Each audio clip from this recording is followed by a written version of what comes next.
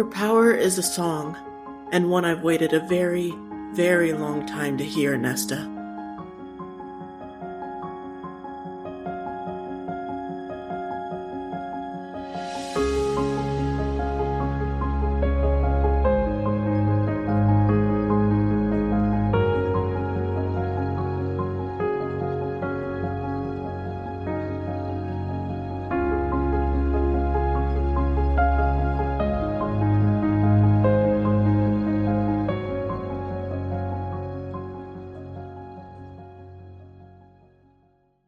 Hi, and welcome to Twin Flames Between Worlds podcast. My name is Tabitha. And I'm Liesl. Hi, and welcome back to our fourth deep dive episode of A Court of Silver Flames by Sarah J. Maas. Welcome back. Yay. So it's been, the normal time. I was going to say it's been a while, but I don't think it has been. No, not for these episodes. It feels like time has gone by so slowly because of work recently. So so just bear with us. But yeah, so we will be going through chapters 14 to the end of 17 today of Silver Flames. So it's only 4 chapters, but for everybody who's following along, chapter 15 is long. Yeah. And there's a lot of lore. And of course, there's the very intimate sexual things happening this time. Again, not between them, but just some tension. The me, myself, and I sexual tension. Exactly. So perfect time. So we are explicit. This is your explicit warning on this podcast. We will talk about the sex in between, all of the sexual innuendo, and the actual sex itself. So Be wary of little listening ears. So yeah, you want to just get right into it? Sounds good. Right. So previously on A Court of Silver Flames. So yeah, last time it was very much Cassian starting to figure out why, because Nesta still isn't training, right? And she does end up meeting Emery and Gwen. So we get kind of this, even though they're not all 3 together, there's a level of trio going on here that I'm like foreseeing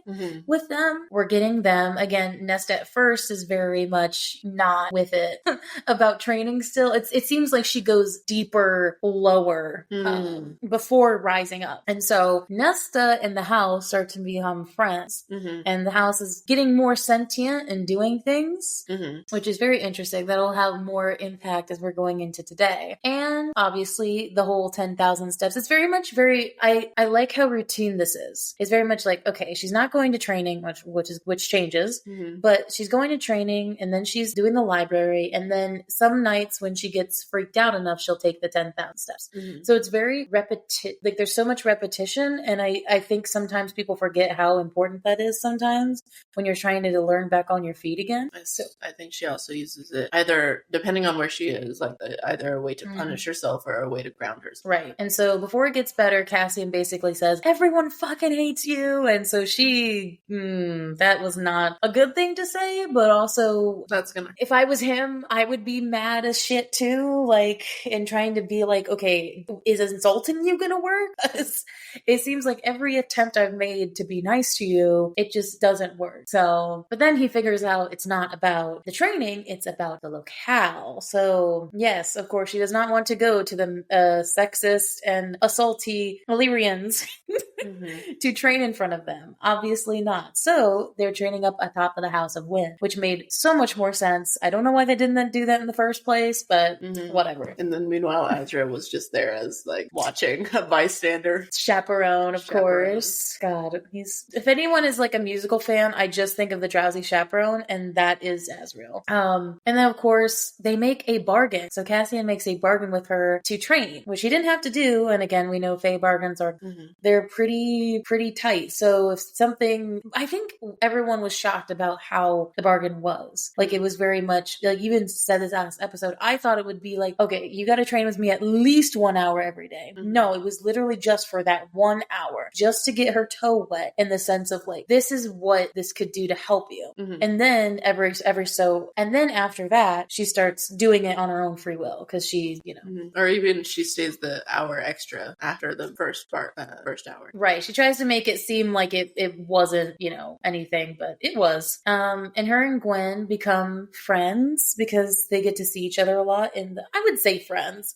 Friendly. I wouldn't say friends, but I would co-workers. She's co-worker friends. If you Yeah. It's like we don't maybe see each other outside of work, but at least we'll be really friendly. And so we get to find out that Gwen, in a very big boredom, that Gwen is working with Meryl, the very bitchy side hand to Clotho, that she is working on this kind of editorial, I would say a biography, an annotated bibliography of about the Valkyries, this race of female warriors, which maybe Nesta is going to turn out to be. I would hope so. Why are they mentioning it? Why are they mentioning it, and why is that what the part names are? Yeah.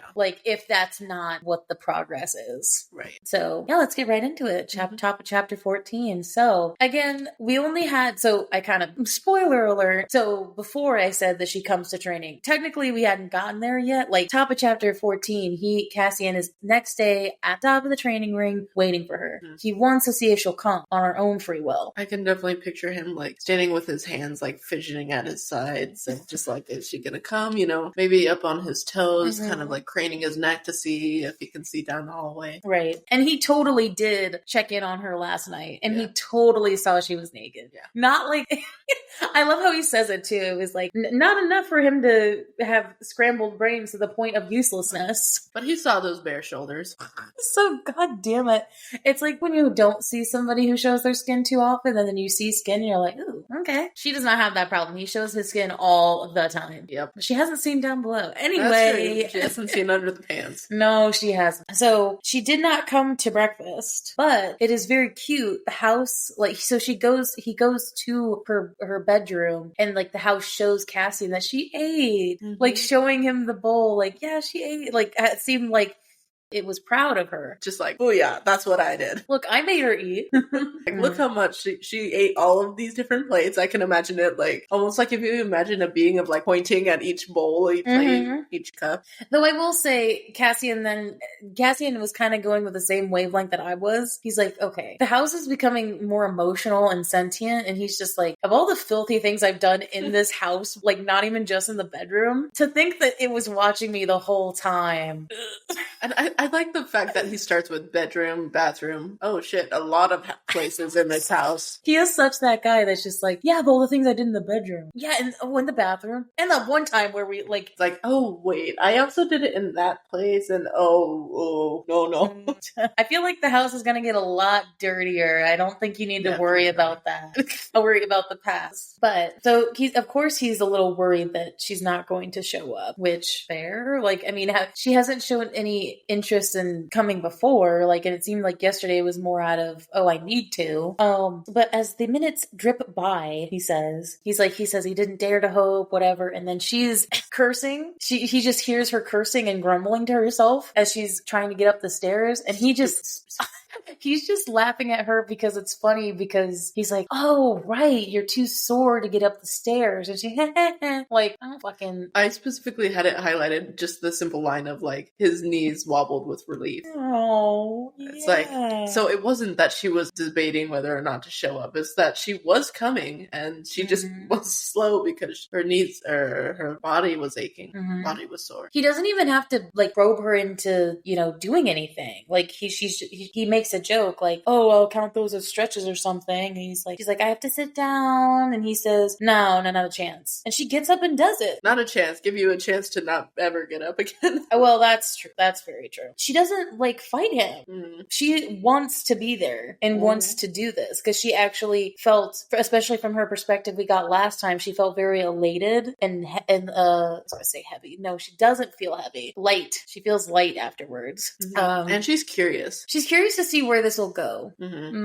So after 2 hours have passed, she's just barely laying on the mat, which is such a she's just, I think it's kind of cute though, that she's just laying down there, and she's like, am I gonna not be sore, or whatever? And he's like, no, that's when am I gonna stop being sore? Never. What do you mean never? It just gets better, but you're always gonna be sore. Especially after that is, there's no avoiding that. I mean, even if you think about, I hate to bring up TikTok again, but if you think about like some of like the people who regularly exercise and put it on TikTok, it's like, yeah, I did a really hard workout yesterday and like my arms are so sore. And it's like, these guys are like bodybuilders. And it's like, yeah, these guys are sore. They get sore. Right. Like it's just, now if you don't do it as hard the next time, then it will feel like, oh yeah, that wasn't so bad. It's like, but then you didn't push yourself. Yeah, whatever. Sometimes you need an easy day. At least I did go to the gym. You know what I mean? That's how I feel about it. But as she's,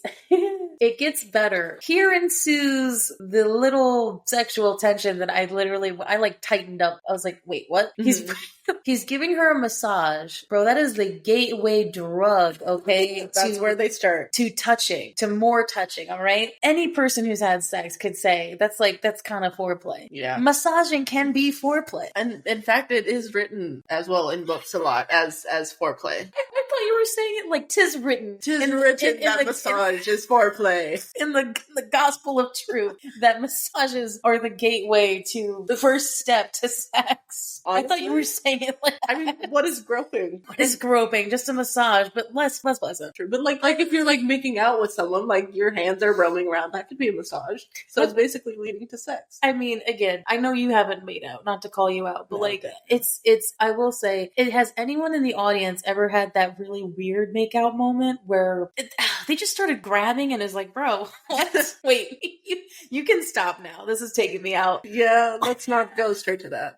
I don't have that experience, and I feel actually lucky. No, you don't want to the ex that you know about.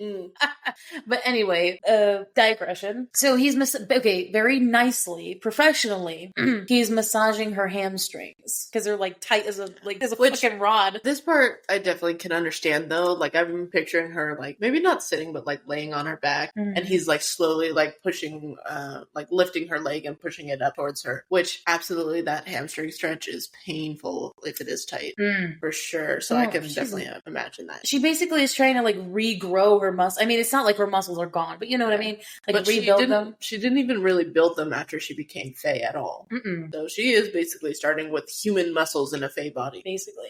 I think it's more the position that he's like between her legs as he's doing this. And it's like, she's just like, that's what she says. She's like, it's not just between her legs though. Like it's between her legs and pushing her legs up. Against a fucking rock wall. Yeah.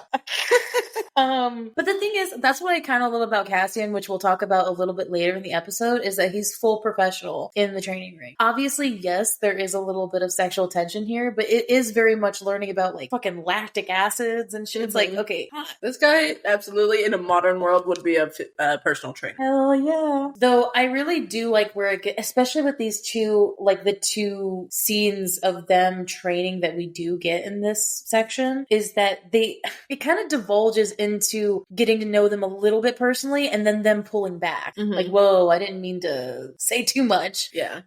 Baby steps. So he talks about how like, oh, I mean, I'm sore after fucking a long battle. And then she's like, I know. Like, I saw you. Yeah, we were in the war, remember? And then he says, I'm a soldier, Nesta. It's a part of my duties, part of who I am. That is kind of true, though. I'm gonna say right now, though, as somebody who, if you know anybody that is like a wife or husband of a soldier, there's a level of, I'm never not gonna worry. Yeah. Even if that is your job, like, of course. Or like, think of like all the wives of the police officers or partners of the police officers. Yeah, even police officers. They wonder if their partner is gonna come home that day. So it's like, I understand that this is your job, babe, but also it's my job to worry.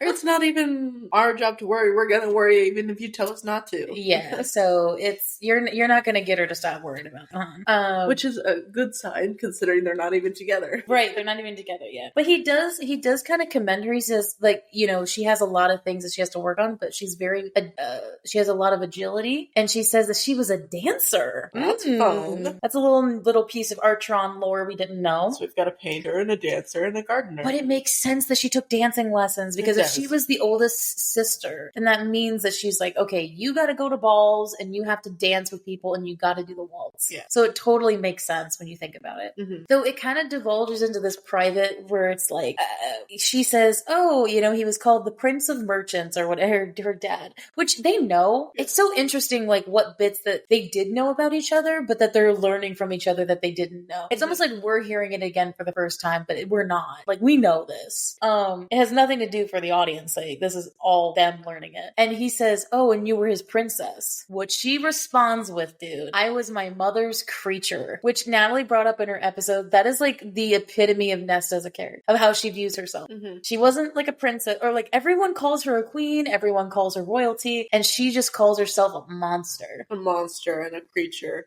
A beast. I feel like if anybody knew how she actually thought about herself, they'd be like, wait, what? That is not what I thought at all. I thought you were better than all of us. Nah. Yeah, she thinks she's below everyone. Because she said that, like, her dad treated Feyre and Elaine as princesses. Like, no, Elaine is her princess, and even Feyre is more princess than I am. But to be fair, like, I mean, their dad was scared of her. But scared of her out of, like, sorrow, not out of, like, that she'd hurt him. It was more like, she is the walking constant reminder of what I didn't do. Whilst as, like, Nesta is the constant walking reminder of, like, the older sister who didn't do anything. It's almost like it's almost like when somebody says, you know, about a mother or parent, it's like, the reason you and so-and-so parent argue so much is because you're exactly alike. And in a weird way, her and her dad did the same thing, where, like, they didn't do anything, and then they were kind of the butt end of that.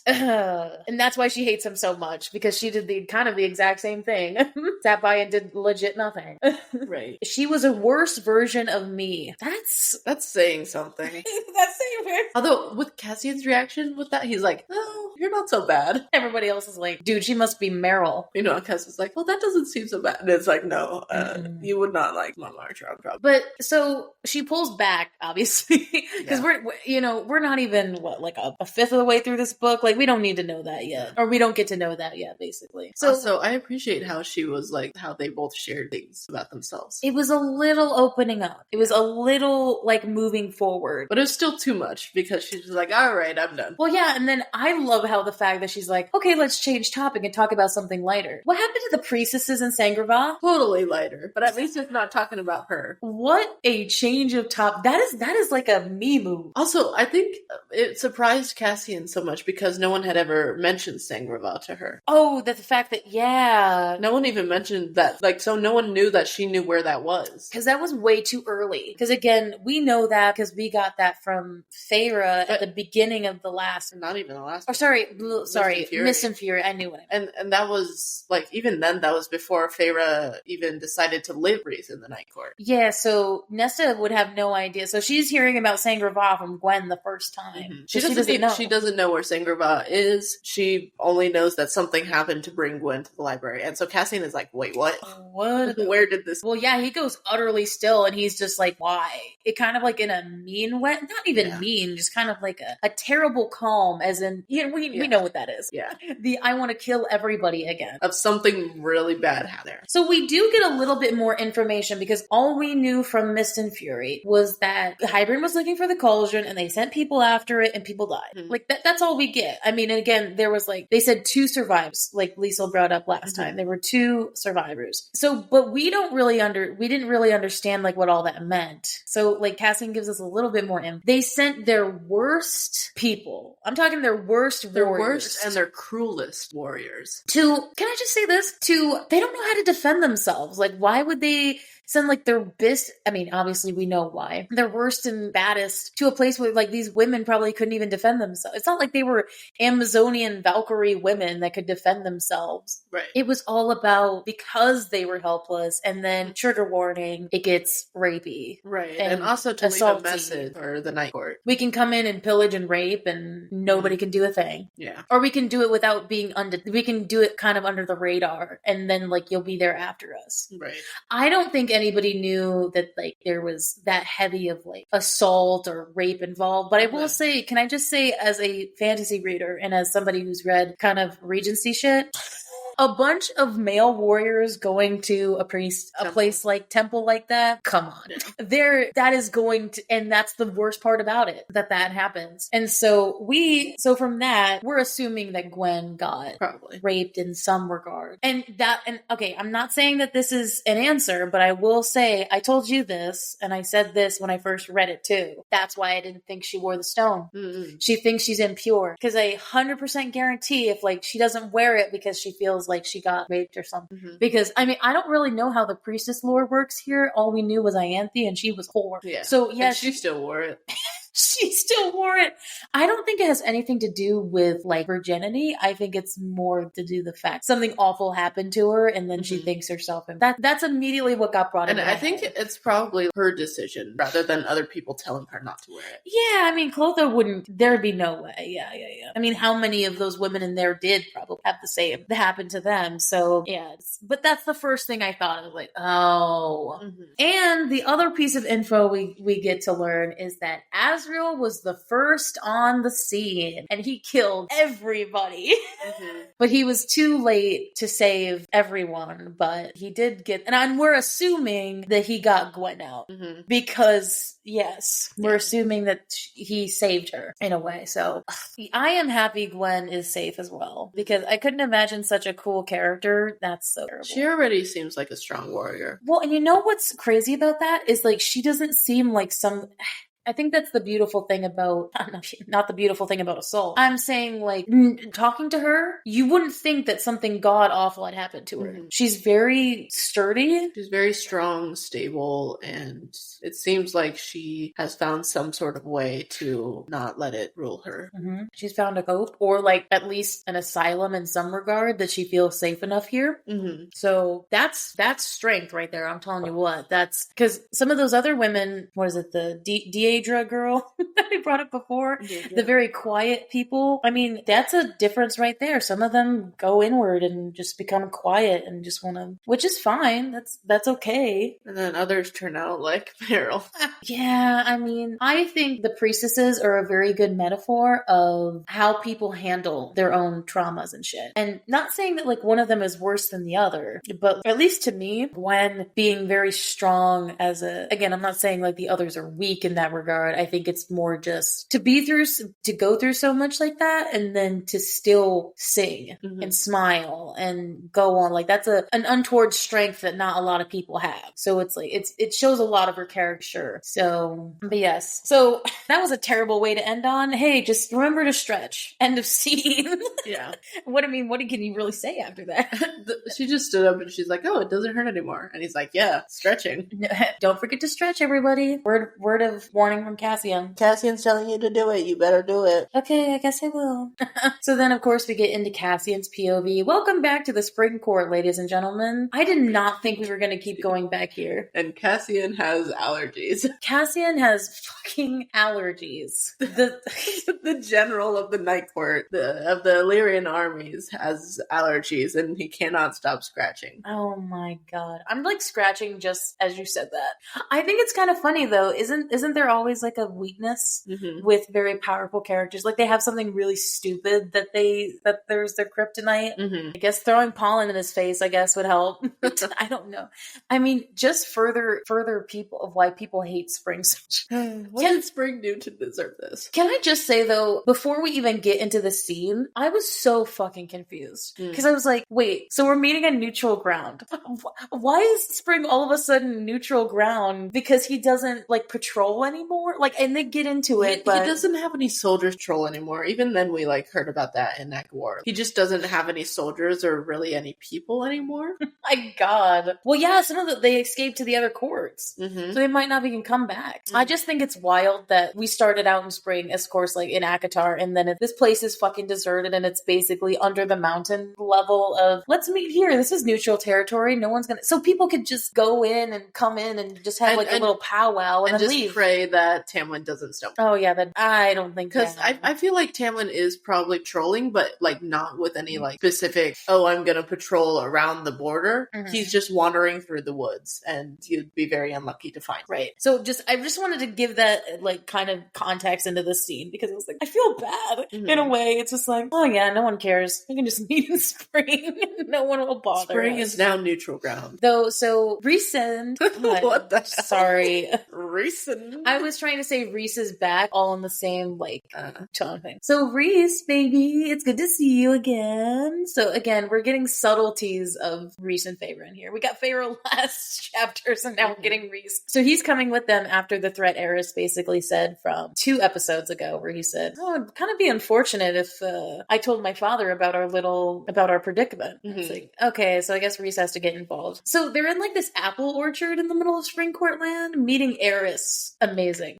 I mean, Eris was threatening to expose all of them. I don't think that was a real threat. No. I think it would expose him too. Oh yeah, he is at a disadvantage here. I think that was just to get his attention. Hey, I have some leverage here. But so Eris does at first say that like Tamlin doesn't really patrol the land anymore. And I was like, yeah, so people can just walk in. So Springcourt is now under full anarchy, I would assume at this point. Like nobody is, yeah. So basically Eris is trying to say the way that we deal with this is killing queens. There is no way to politics our way out of this. Like if Briellen is compromised and she's working with Koschei, the Death Lord, there's not really another way to do this. Like he's like, we gotta kill him. And Cassian is sitting there, he's like, are you guys like, because Reese is sort of listening to him. Reese doesn't say anything against it. Cassian's like, wait, are you kidding? Because what Eris is trying to say is that if the queens die, then Barron has no reason to partner with them anymore.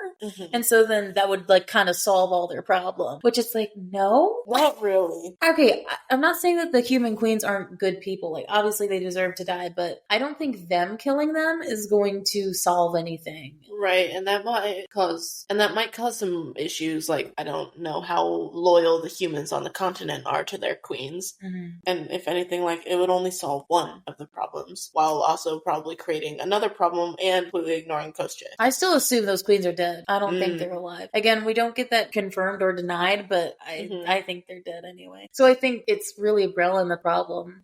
But I love how Cassian though is like, he's the only one with a little bit of sense. He's like, everyone's gonna know it's us.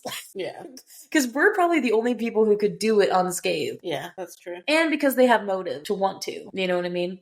Reese tells Eris, if your father's after land, why doesn't he go after the ones on the continent? Because it's raging over there. Humans, queens, they probably, why don't you fight them and get them their land? And he's like, why would we fight for land when we got some right here?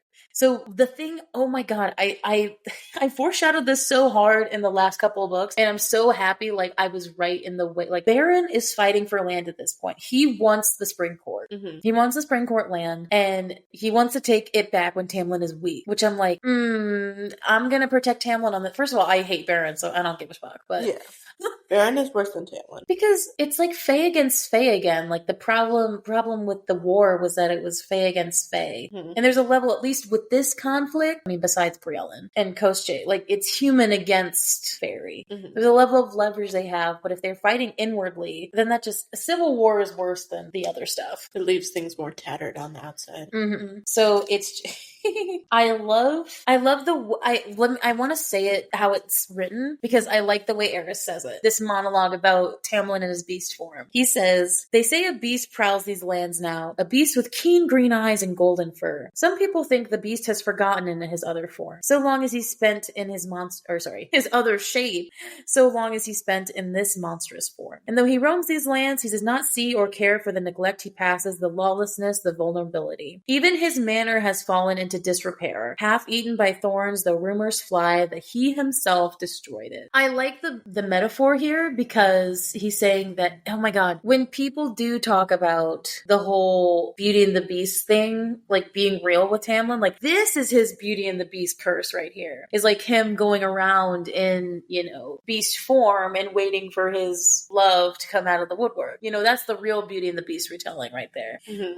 But so, in other words, Eris is saying that it is full anarchy, laws are not being followed, it's vulnerable, like, it's the perfect time to strike. Do you think he destroyed his manor? I thought that was, I don't know. I don't know if he destroyed it himself or was that a metaphor of like, he destroyed it himself because of his actions. Like, I didn't know whether, I think it could be both. I think, so I know like, you mentioned about the thorns when Feyre returned in Act War. I think the thorns are just part of Springcourt's magic. And I feel like if there were other abandoned buildings in spring, they would be covered in thorns and vines and stuff. But I definitely think that Tamlin, with his explosive anger, probably destroyed a number of rooms in the manor, probably related to either memories with Feyre, or I guess leave it at memories with Feyre. And then that allowed for the vines to grow in faster, stronger. Everything but the West Wing.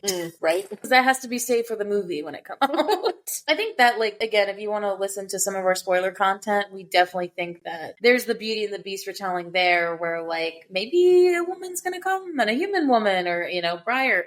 So go back to ACOTAR for many episodes to hear about that. But digression. Yes, Cassian, my love, cut the shit. Cut the double entendre, cut the double talk. Okay, Tamlin isn't protecting his borders and your father wants it. He hates metaphors. He's like, just tell it to me straight. Don't do this bullshit. Like, I can't keep up with this. Although I will say the way that Eris said it was very poetic. I mean, yeah, it was epic, but also I just love the kind of record scratch moment of just, okay, whatever. I'll go to story time if Eris is reading. So we kind of got this from Frost and Starlight, but what Eris is saying is that Rhys has actually been trying to help Tamlin put his court back together, which maybe means that there's more behind the scenes going on than we thought. Maybe, like, I don't think that Eris is just talking about that one time he came for Christmas, like, here, I'll make you your food. Like, I think it's more than that. Right. And we just haven't seen that since we're with Cass and Ness. Yeah, so I think there's more going on there, and it seems like Rhys is upset that he's trying to help him, or at least make him less vulnerable. Maybe, like, Rhys doesn't necessarily care about him as the person, but, like, him as the High Lord not being vulnerable to getting attacked. And it's not working. A High Lord trying to help another High Lord. Yes. Rather than a male just fighting off his lover's ex. So, basically, the long and dirty version is that Eris can't really hold his father back for too long. So it's either they need to get ahead and figure out a plan to stop Breolin, or they need to get allies for the next war, because there will be another war, he's saying. And I'm like, okay, this is why Frost and Starlight was an important book. At least one book where there wasn't any turmoil or a possible war that was great. Even then, I don't think so, because of the Illyrian thing. That's true. So technically, even Frost... Even if we didn't really see that much, except for the beginning when Rhys was stuck. It was the possible threat of it. Because technically, this isn't really happening yet. This hasn't come to fruition. But I don't know, is this going to be one of those things where they stop the war before it happens, like they tried to do last time? Or is it inevitable? I'm gonna guess inevitable. It's probably inevitable in some way, at least. Yes. Like, maybe they'll be able to fix it so it's not the worst war ever, but something is going to happen related to fighting. Since SJM really likes the number 3, I will say, because the first 3 books, and now there's going to be 3 main books, there's going to be 2 novellas, but there's also 3 books. I think it's the level of the Amarantha threat, right? It's like, they'll deal with one. This was my intuition at this point. I was like, okay, I feel like Breolin's gonna die at the end of this book, but then the threat is not gone. Like, it's like, yeah, they killed Amarantha, that was good, but the King of Hybern was still they killed Breolin, but Kostya is still whether or not, but I don't know. He confuses me because I don't know if he's gonna be like the main villain, right? Or if there's another huge villain we don't even know about. Yeah. So, but my intuition at this point was very much Breolin's gonna get the entry, where she's gonna die at the end of the book, and then they're gonna have to deal with some. Yeah, probably. So they start something for now until it gets worse. I at least hope Breolin dies. I hope so too. I hope it's painful. Yeah. Though I do love this little bit where Eris says, I told you years ago what I wanted, High Lord. Why? For the same reason I left Morrigan untouched at the border. There is way more there that I really want to know, and it seems like Mor knows now. He's like, oh, go ask her. It seems like she gets it now. But I even feel like we get it. Like, if she went with Eris, she would have had a way worse time, probably was caged or tied to the birthing bed or whatever the fuck she was saying, and have to be with Eris. Like, even though he didn't do that stuff to her and he didn't help her, which isn't good, being not involved was better for her than to get involved.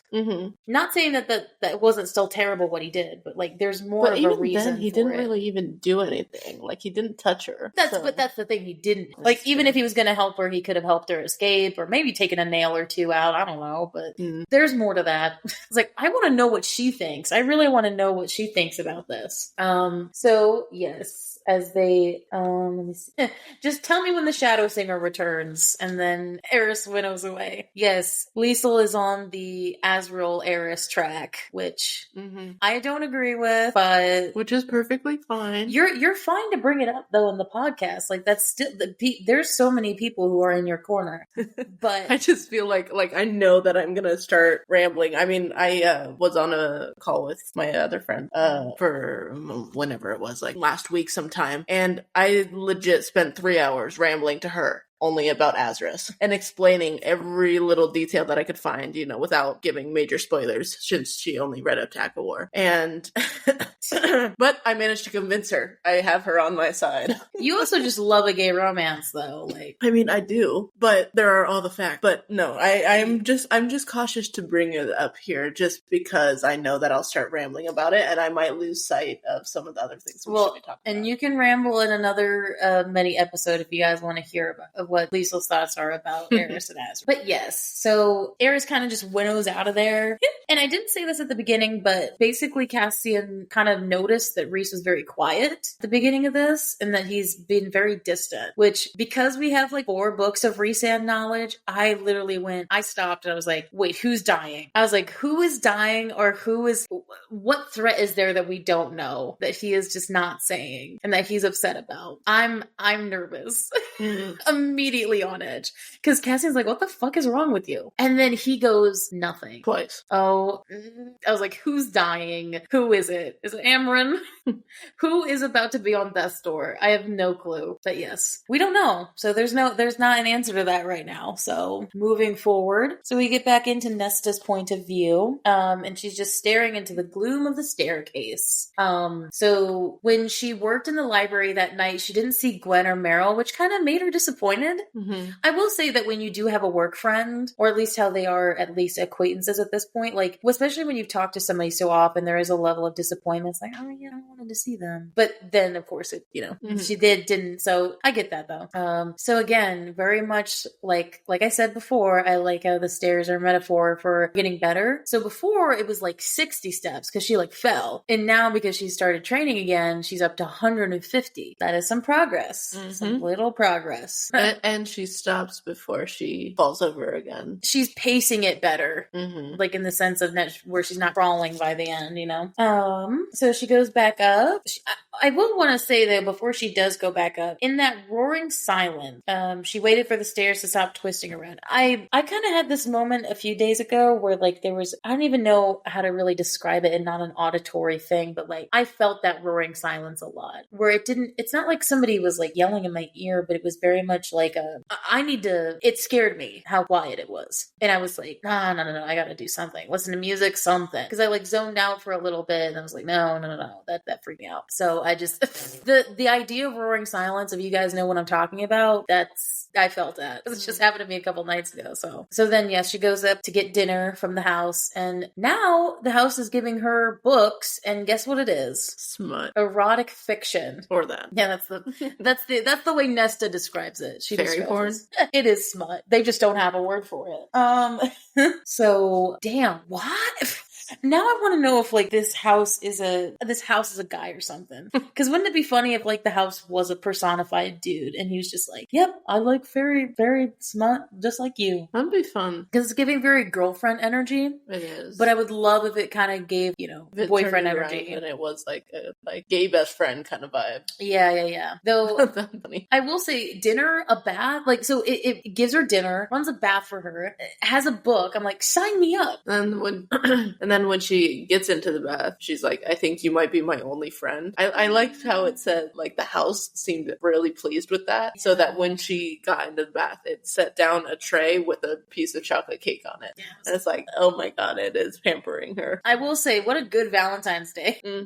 It's Valentine's Day, by the way. We didn't say that because we're single, but hey, we're doing something with friendship. Valentine's Day is for friends too. It's Valentine's Day. Yeah. But I will say that it was funny. I was like, yeah, this would be a perfect Valentine's Day thing. Just me, myself, and I, and my book sitting in a bath. I'm just picturing rose petals. I'm just picturing going all out for all yourself. of the oils and oh yeah, it went all rosemary, out with that too. lavender. Bro, okay. You need that candle lighting. Yeah, for sure. So what a good night for Nesta, though. So yes, chapter 15, we get Nesta in the library again. It's very interesting how this one starts out, though, because she's at the 7th level in the library. I forgot how many levels there are to this thing. I don't really think that there's... We've only heard it goes down and down and down and down. Yeah, like, at least 7th level is to the point where, like, you can see that, like, if you went down any further, you'd just be in pure darkness. So she's going, like, she's very close to it. Mm-hmm. And her card is up on 4. Yes. So that's where she should be. Mm-hmm. And so,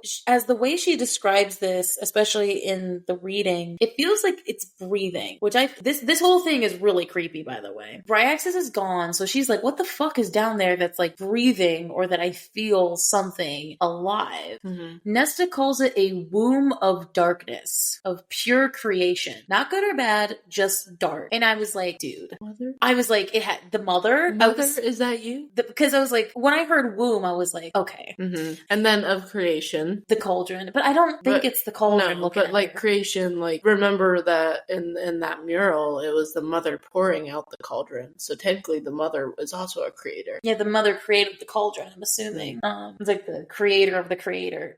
Like, and I like the idea that this isn't like confirmed or anything, but I like the idea of the mother being darkness as well. Because, you know, typically we think of the mother as like light and the cauldron as dark. But I like the fact that the mother is darkness. She lives in darkness. Yeah. That she doesn't have to be light. This is why she favors the night court. Yeah, maybe. Very much so. But I think it was just the way it was, again, very, SJM is very particular about her words. I mean, most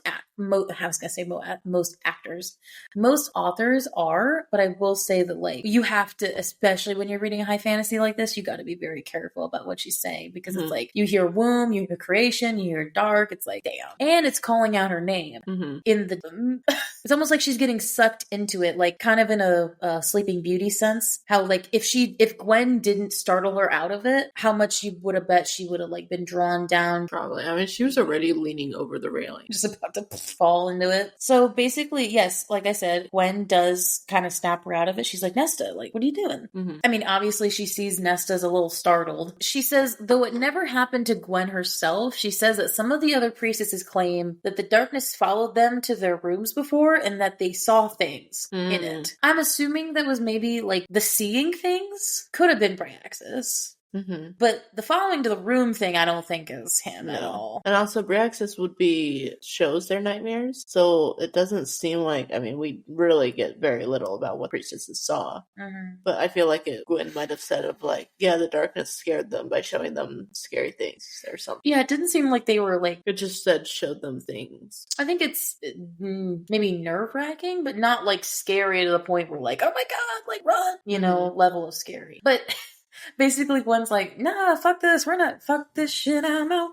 Like, she's like, fuck the books, we're getting out of here and we're going up to the lake. I feel like it was the fact that she was very, I don't want to say nervous, but the fact that she was like ready to go. She's like, no, just don't bother. Like, there was a level of fear there to her doing that. So basically she, you know, Gwen brings Nesta up. I like the constant repetition of don't look back. Yeah. Don't look behind. It's like almost suggesting like if you do look back, you will see something. Like maybe that's what happened with the priestesses. They felt it followed them to the door and they looked back and that's when they saw the things. Gwen seems very wise, very much like an Athena character. Because what is it? Like, though I will say, if you know, you know, Nesta says, I can feel something like a cat, cautious and watching. God damn it. But so as they're going back, Gwen pulls out her stone. So we know she has one. Again, we just talked about that. She doesn't wear it, but she has one. And it flutters with light as she's going. And so when they finally reach it, it's like, okay, sigh of relief. They don't feel like it's there anymore. And Gwen kind of gives her a little Q&A on what the invoking stone is. So we kind of made that joke in ACOTAR when Faber used Azrael's siphon as an invoking stone. But what Gwen here is saying is that they are very similar. She said, one, with the Illyrians, again, it's their raw killing magic, right? But the invoking stone is like the mother's magic. It's like this, it says the power of the mother flows through it, which I don't know what that means. Like, I don't know if that means like they prayed into it or something, the magic work, or because they're priestesses and maybe I don't know how priestess magic works. Right, or how they become priestess. Maybe because if they go through all of their initiation and they reach a certain point that they get blessed and then like they have the magic that is just that comes with the invoking stone. I don't know. I don't really know how that works, but I will say that she said it was very similar to Illyrian magic, but on the other hand, it's not for killing, it's for protecting and healing only, which makes me think that somebody bad could use it for harm, like Ianthe. She could use it for bad, but it's supposed to only be used for protection and healing. I don't know. That's kind of like an open-ended, like, what does this mean? There's so many moments like that in this fucking part, I just have to say. That's true. So Gwen, as they're talking, Gwen is telling Nesta that she assumes Bryaxis kind of left a piece of him down there and altered the darkness. Which, I mean, that's not a bad assumption. I mean, it kind of would make sense if something lived down there for so long and then just disappeared. That the darkness itself didn't kind of become a little sentient too, or... In that case, I wonder if, because, like, if we are going with the thing of the idea of it being Bryaxis leaving a bit of himself behind, if it were the case of that's why it was, like, so curious in watching the priestesses, because if we remember, someone it said that, like, Bryaxis probably pitied the priestesses, and so it's like, maybe because it's only a part of Bryaxis. We're just going with your theory here. Well, it's not mine, but... Well, the theory. It's Gwen's theory. Gwen's theory, yeah. That, just because it's just a little bit of Bryaxis, like, it wouldn't have the power to show scary things. Like, it just shows maybe some form of truth or inner thing in each of their minds, but it wouldn't necessarily be fear. Interesting. I mean, I kind of agree with Nesta because Nesta kind of disagrees with Gwen. She said it doesn't feel like Bryaxis because she felt it. Because I mean, she didn't go down there with Feyre, but she knew it, and that she says that it was older. Which, okay, I'm gonna go with our theory because if she says it feels older, I'm going to assume that it's mother made or it's something down there. And Bryaxis was old already. So she said it feels older than him. That's a little bit. It's like, wow.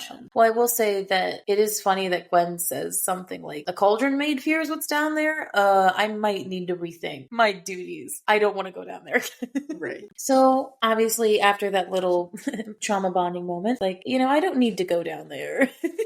Clotho just won't do it. So Gwen knows who she is. She's like, because at first Nesta's like, does she not know who I am? Like, I feel like everyone knows. She's like, very much similar to Emery, says like, oh, because what did she say here? She says, Gwen says it in a very interesting way. I know you're the High Lady's sister, that you slew the King of Hybern, that you, like Lady Feyre, were once mortal, human. The same two things that Emery knew her for. You're the High Lady's sister, and you killed the King of Hybern. That is all that Emery knows about her. Which, that made me question, because I was like, oh, they don't know how she was actually made. That was like one of the things that wasn't public knowledge. Like, they changed into Fae, but how did they know how they did that? It wasn't very common. So Gwen is very surprised when Nesta says that her and Elaine were put in the cauldron. Because she goes, ooh.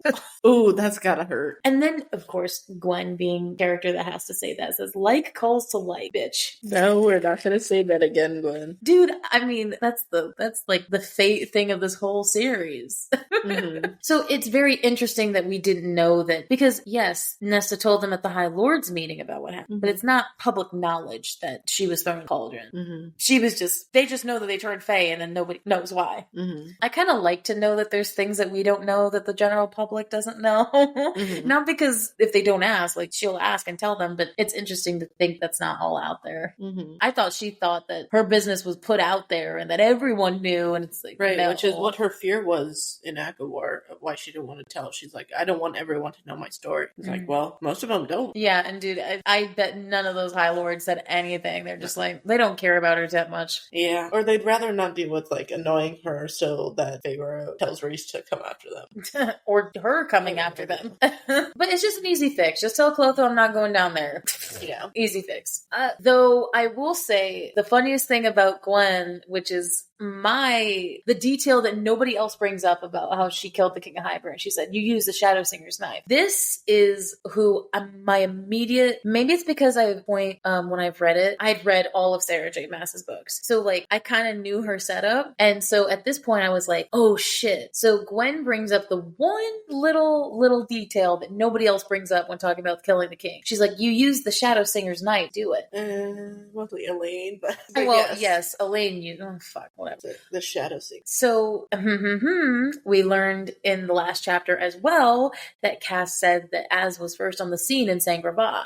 How much you gonna bet they interacted? And maybe saw him as very much a savior. Black Knight level of this hot man is coming, well, not in like that sexist way. This beautiful man is coming to save. And also, I think we've talked about as well, like Azrael kind of has a white knight syndrome. He does, so he's getting it reversed onto him. He's just like, he saves everyone and then it's like, oh, we're gonna be together. But he doesn't do that with her though. No, but I feel like there could be the opposite. And Gwen sings. So we've got a shadow singer, we've got a singer, maybe. Well, if he knew she got assaulted though, That's I would true. assume that he wouldn't like go through that with a 10-foot pole. Especially when like he was the one who was the first on the scene. I wonder if he was the first one to maybe stop whatever was happening. Yeah. In which case he wouldn't be like, oh, I'm saving you, let's be together right now. Like, yeah, it's like he has more tact than that. Especially since we know he's the kinky one. Like, that's for someone who's been assaulted in that way, like, that is not the first thing that we're going to. And he's respectful. He wouldn't. Yes. He'd be like, let's get you out of here. I'm gonna kill the rest of these fuckers. But that was my first thing. That was my first thought. Because I was like, oh, he saved her. Maybe and especially because she brought him up. Like, detail was kind of left out of public knowledge. How the hell did she know that he used the knife? Or the knife was used? You know what I mean? So, long story short, I just feel like there's more to that or we're going to learn more to that, or maybe they're going to interact. I don't know. But at this point, I don't know how they would end besides, if Nesta's there and Azrael's, Nesta's there connecting her. So, I don't know. Friend. But it's funny as shit. There's a girl that walks by that they notice, like, she's seeing more priestesses. Because again, like, I have to say this. When we saw Reese and Feyre in the library those couple of times, like, we didn't see a damn person. But it's almost like Nesta isn't a stranger. They're slowly starting to get used to her. Yeah. So it's like, especially seeing her with Gwen. Like, I feel like if Gwen likes you, there's a level of, oh, she must be okay. So this girl walks by. Her name's Riven, apparently. Like, there's no... The significance of her is the fact that Gwen is saying, oh, she's a recent. Like, she got here recently. Recently, what? Or 80 years ago. What do you mean recent?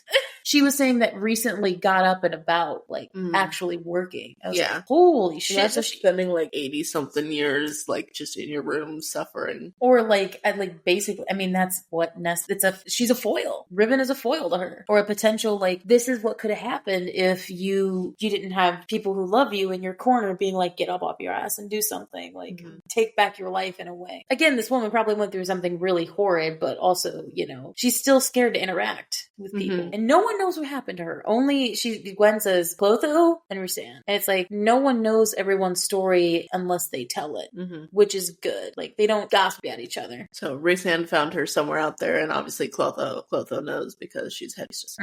So apparently they did say that Gwen was subtly saying here, to bring your mom up into this equation. She brought up that there were helper, like that there was like helping. I don't know how Gwen phrased it, but it wasn't like therapy, but it was basically like she has resources. There are people to talk to. Yeah, so it was like, there's your fairy therapy right there down in down in the mountain. So go get your therapy. I don't. But yes, so Gwen she's like, oh, I'm sorry I didn't get to see you yesterday. Like, I'm in your debt, basically. She's like, nah, there's nothing. We're friends now. We don't have debts. Yeah, we don't have debts. And so she does ask about. Gwen gets very, very curious about the training because Nesta brings up that she's sore. Oh, you're training for what? Or like training with who? I'm training with Cassian. Oh, the High Lord's general. And then Gwen cuts her off. She's like, everyone knows who he is. Cassian is the guy that is so popular that he doesn't know everybody knows who he is. Or he does know it, but he doesn't really acknowledge it too often. He thinks he's still kind of an outcast.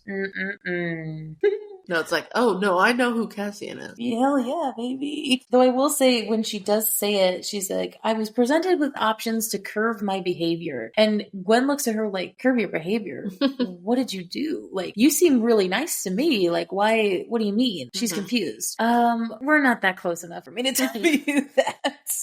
But yeah, it's like, Gwen is very curious about the training, which I'm thinking to myself, I'm like, especially by the end of these chapters, like, I'm really invested in hoping Gwen joins her for training. I really do, because I think that would be, but because she's asking so many questions, I'm like, oh, does she want to know? Like, is she interested in this?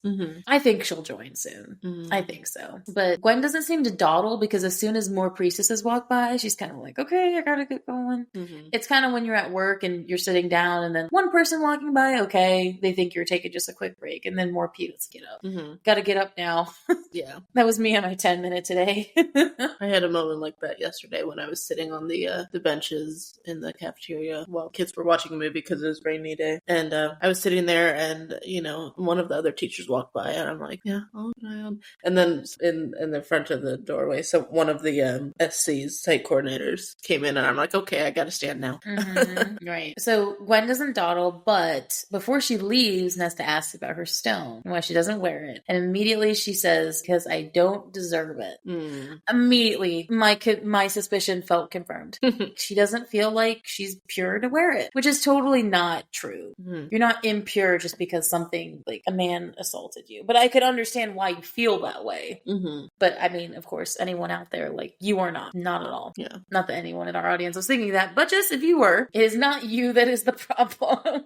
Very important. So next day, of course, top of the House of Wind, it's more balancing and stretching. Third day in the row? I know, and she's on time. Though Cassian's kind of taking her to school on all this fucking balancing work. I will say, though, as somebody, like, who's done Taekwondo before, balance and eventually, like, what they do in their other training is, like, so important. Like, the feet kind of confused me at first, but then I was like, I think I understood after him saying that she has nothing, like, no muscles or anything, like, no training. So it made sense, but the balancing is totally it's literally the basics you build everything else on, because if you don't have balance, there's no way in hell you're going to be able to throw a punch. It's cute, their banter back and forth when they're training. It's like, ugh, you stand so perfectly. I do. And it's like, yes, we know. We know. And you know, and she knows. You truly enjoy this exercise and training. Get some water and I'll tell you. We love a man that tells his woman to drink water. Take care of yourself. That's a very cute romantic thing that is like, if your guy does that to you, that's very cute.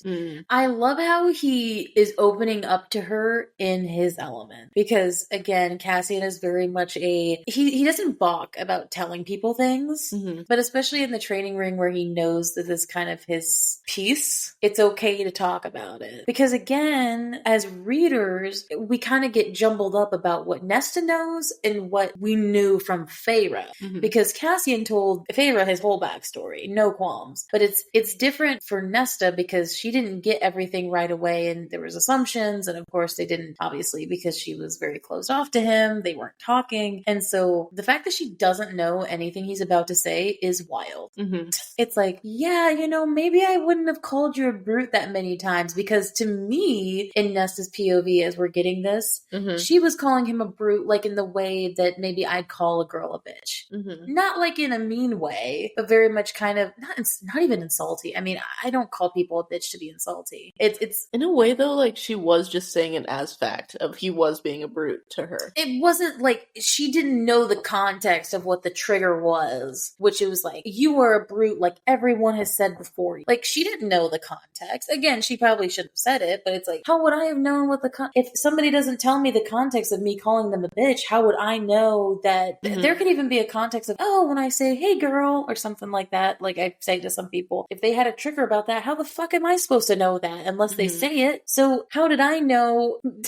Again, she was very, like you said, she was very much saying it just like, you're being like a brute right now, but not in this way. But again, digression. So he says she knew he was lowborn, but I don't think she knew how much he suffered as a child in the Illyrian Illyrian camps. Like, oh yeah, we didn't have like a place to sleep or anything, you know? Like, at least when you guys were in the cottage, you had a bed. Yeah. And he speaks about his mother. He doesn't say everything, though. But he says that his mother, basically he was a bastard, right? Unwed. Some guy forced himself on her and went back to his wife and kids. Jeez. And there was no consequences for him. So apparently Rhysand changed the laws eventually when they grew up. But that, like, basically, what is that? I mean, I guess, like, raping somebody and then, like, they don't get... I guess that's it. Assault is not... That's just the way of life, you know, for the Illyrians. Like, take whatever you want if you can fight it or fight for it. You know what I mean? Yeah, and then the law changed to, like, assault is now punishable. Yes, punishable by death. You will lose your dick.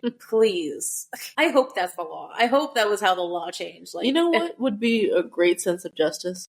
If a male assaulted a female, clip the wings. They got clipped. Yes. You now don't get to fly. Yeah. Fuck you. Oh, that's better. You couldn't than the keep dick it in thing. your pants, so you're not gonna keep it in the sky. Can they lose their dick and like clipped? Probably. Because then with the clipping, like there'd be nothing at that point. They lose their favorite part and their most important part. Fucking kill yourself. You can decide which is their favorite part and which is their important. They would just they would like winnow or like just wither and die at that point. Yeah. So basically what Cass says is that it's kind of very much in a weird way like our society. Like the person has to come forward. Like a survivor has to come forward to get punished. And society, it really mirrored society in a really weird fucking way. Where he was saying that as a bad thing. He's saying, you know, it has to take a survivor to come forward and like speak about it, and then the person could get, you know, tried and, you know, done. But he said that in their camps they get shunned for coming forward.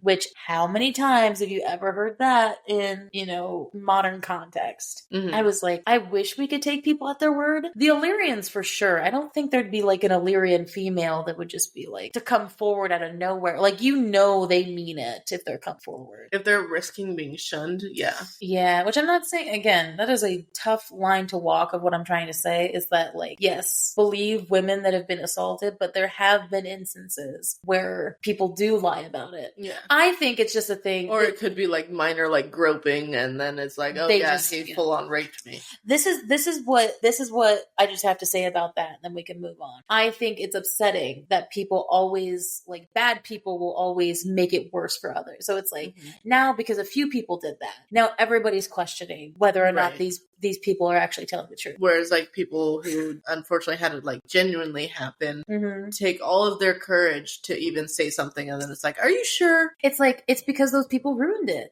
That people have to question that now. And it's just fuck. And I was like, when I read that, I was like, God damn, that's very much like, oh, it is in real life. I was like, Sarah, why do you keep bringing modern day shit into this? Thank you for the realism, but also goddamn. Yeah, thanks for the realism, but I kind of didn't want realism as I was going into that. I do, but I don't. So, yeah, we also have to remember as readers, like, the Fae take way longer to change. Like, it's not as easy. I think that's what Immortals find so beautiful about it, is that they can change so quickly in a short amount of time. Whilst as the Fae, like, the Illyrians, it took 500 years for them to get that law after how many years of having it, you know? Like, so it kind of, that's why some of the... Or probably even less, because Rhys probably became High Lord around, like, 200 or so. So it's probably only been about 300 years since they've started changing that law. Yeah. Well, centuries compared to maybe, like, a decade for a human or something. Right. So it's... I feel... whenever he talks about his mom, I'm just like... He says... Like, she says, why do you bother? Because I fought like hell to prove my worth to them, to prove that my mother brought some good into this world. She did. She did, baby. Where is she now? Okay, you fucked. Yeah. Fucked up my ass. You should assume that she is dead. Nesta, that was a bad call. Just assume that everyone is fucking dead. Because you would have seen her at this point. They would have had a really weird, awkward encounter where it's like, is this the girl you're fucking? Oh, okay. Ma. I'd love to see his mom like that, though. It's kind of heartbreaking that in these, we don't really get to see in-law scenes in these books because they're all dead.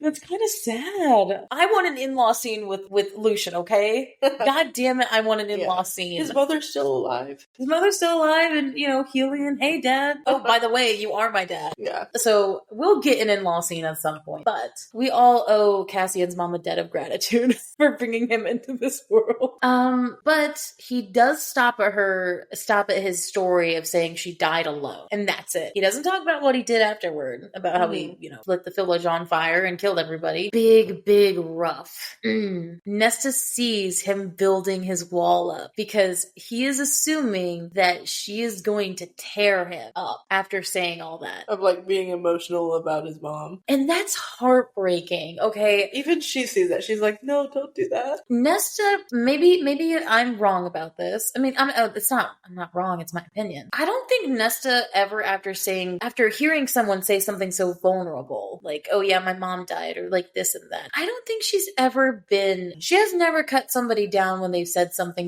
she's cut them down when I think his equivalent is him like thinking about his romance, the romantic aspect of him letting his guard down versus him as a person. Right, who has gone through person things. So I feel bad that he's not wrong in building that up because it's kind of a trauma response of like, okay, I got to brace for impact. What is she going to say? She's done it before. But the thing is, she's never done it before in this way. Like, that's true. It's like they can't have a fucking normal conversation without him feeling like she's going to tear him down. And she feels awful for making him feel so defensive. Yeah. Like she's finally getting a little bit better. Like she's on the right path and talking. But now at this point, like she feels even worse because it's like, okay, now I've made it so that people don't think that we could have a vulnerable conversation without me just being like, oh, your mom, what a bitch. Who cares about her? It's like, haha, you are feeling feelings. It's like, no, she wouldn't do that. And I wholeheartedly think, because I don't think that she would ever do that, because we have never seen her do that. Right. When someone has said something so vulnerable. There's always like an act of aggression that comes with it from the other person. And he doesn't want to let her in all the way. Yeah. Not yet. Because he's still recovering from her. Because again, way back he wanted to let her in, but now, nope. So it's back and forth. That's sad. So it's like, okay, let's go back to training now. So yes, later on that evening, Nesta's up at the house again, back in her room, and she realizes that the house loves romance novels as well because they start like exchanging books. It's like, wait, did you read this one? And it plops down another two. It's like, okay, fun. And so Nesta let out a rusty horse sound, a true belly laugh. She says that she hasn't laughed like that since her mother died. That is a long time, and I don't think we've ever really heard her laugh during this whole series. No, we haven't. That's so good. It's nice. She's like, wait, we're not having dinner in my room tonight so we can talk? House opens up the door. I don't want to talk to him again. I don't want to talk to him and see him feel defensive. Yeah. I was like, I don't want to see what I've done to him. The house is totally shipping them, though. Oh, yeah. She's like, I'd rather stay here. Door opens wider. Son of a bitch. Also, I think with the whole fact of, like, the house was aware of all of Cassian's adventures throughout the different rooms, I feel like the house would then, like, also have an element of familiarity with Cassian. Of just, like, I care about Cassian as well, and he's feeling down, so you're gonna go talk. Because he does. He's sitting in the dining room alone. How many times has he done that? Probably too many times, with Az, like, not always being there. And it's so sweet because it's like he gets ruffled a little bit when she comes in, but in a good way. He's like, wait, I wasn't expecting her to show up. Though I will say, I love how she describes how he looks when she walks into the dining. It says, the sun gilding his black hair in golds and reds, shining through his beautiful wings. She's like, I kind of understand why Feyre wants to paint things. I want to paint him naked too. Hey Feyre, can you show me how to paint Illyrian? I would love a similar scene where she's like, and then it's a fucking stick figure with wings coming out, and it's just like, it's good. It's great. Yeah. Because that would be my equivalent. That's almost like the modern day equivalent of like walking in, seeing someone grabbing a sticky note. It's like, here, I drew you. I feel like my version of romance would be like singing to somebody, not an art picture. That's not my go-to. That's my way of romance, is singing to somebody. But lose some, you win some. But the house is like fucking wingmanning him so hard. It's kind of domesticating to hear him ask her. He's like, so how'd your day go? Like, after I saw you. How was work? work. Baby. It's so cute. And then Nesta has the same thing as me. It's like, she's like, something didn't try to eat me today. And he's like, wait a minute, hold up, go back. Excuse me? And you didn't tell me? She's like, why the fuck would I tell you? Something tried to eat you another day? It's like, nah, it's good. Though I did love the subtle where she says, Gwen left her a note, she's like, just a friendly reminder to stay away. Stay away from the railing and the darkness. So of course, Nesta asks about, you saw Bryaxis, right? Cassian's like, yes. Starting to pale already. He saw him a couple of times, actually. Twice now.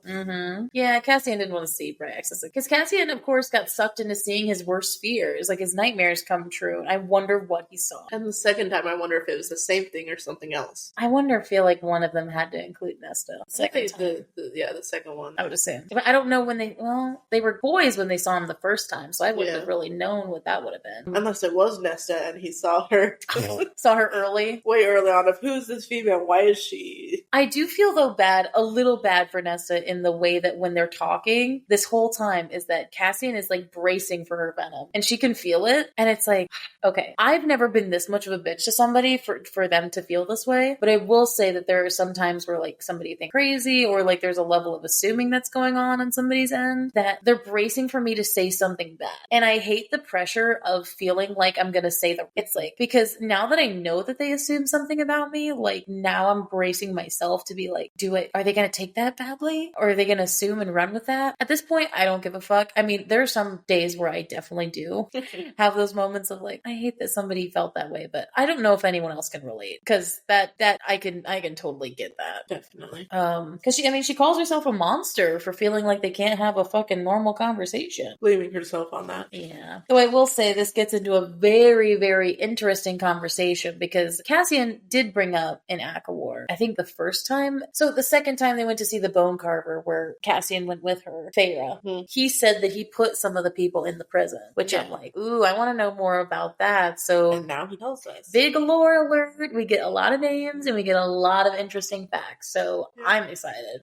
Cassian goes into what is called the difference in Fae of what they call the first gods, which we got the death gods before, but these are like, it's almost like in the hierarchy of Fae, the ancestry. It's like there's the death gods above them. They're more powerful. And then there's the first gods, which are like kind of underneath them because, you can't kill death, but at least these ones are like, at least were easier to imprison.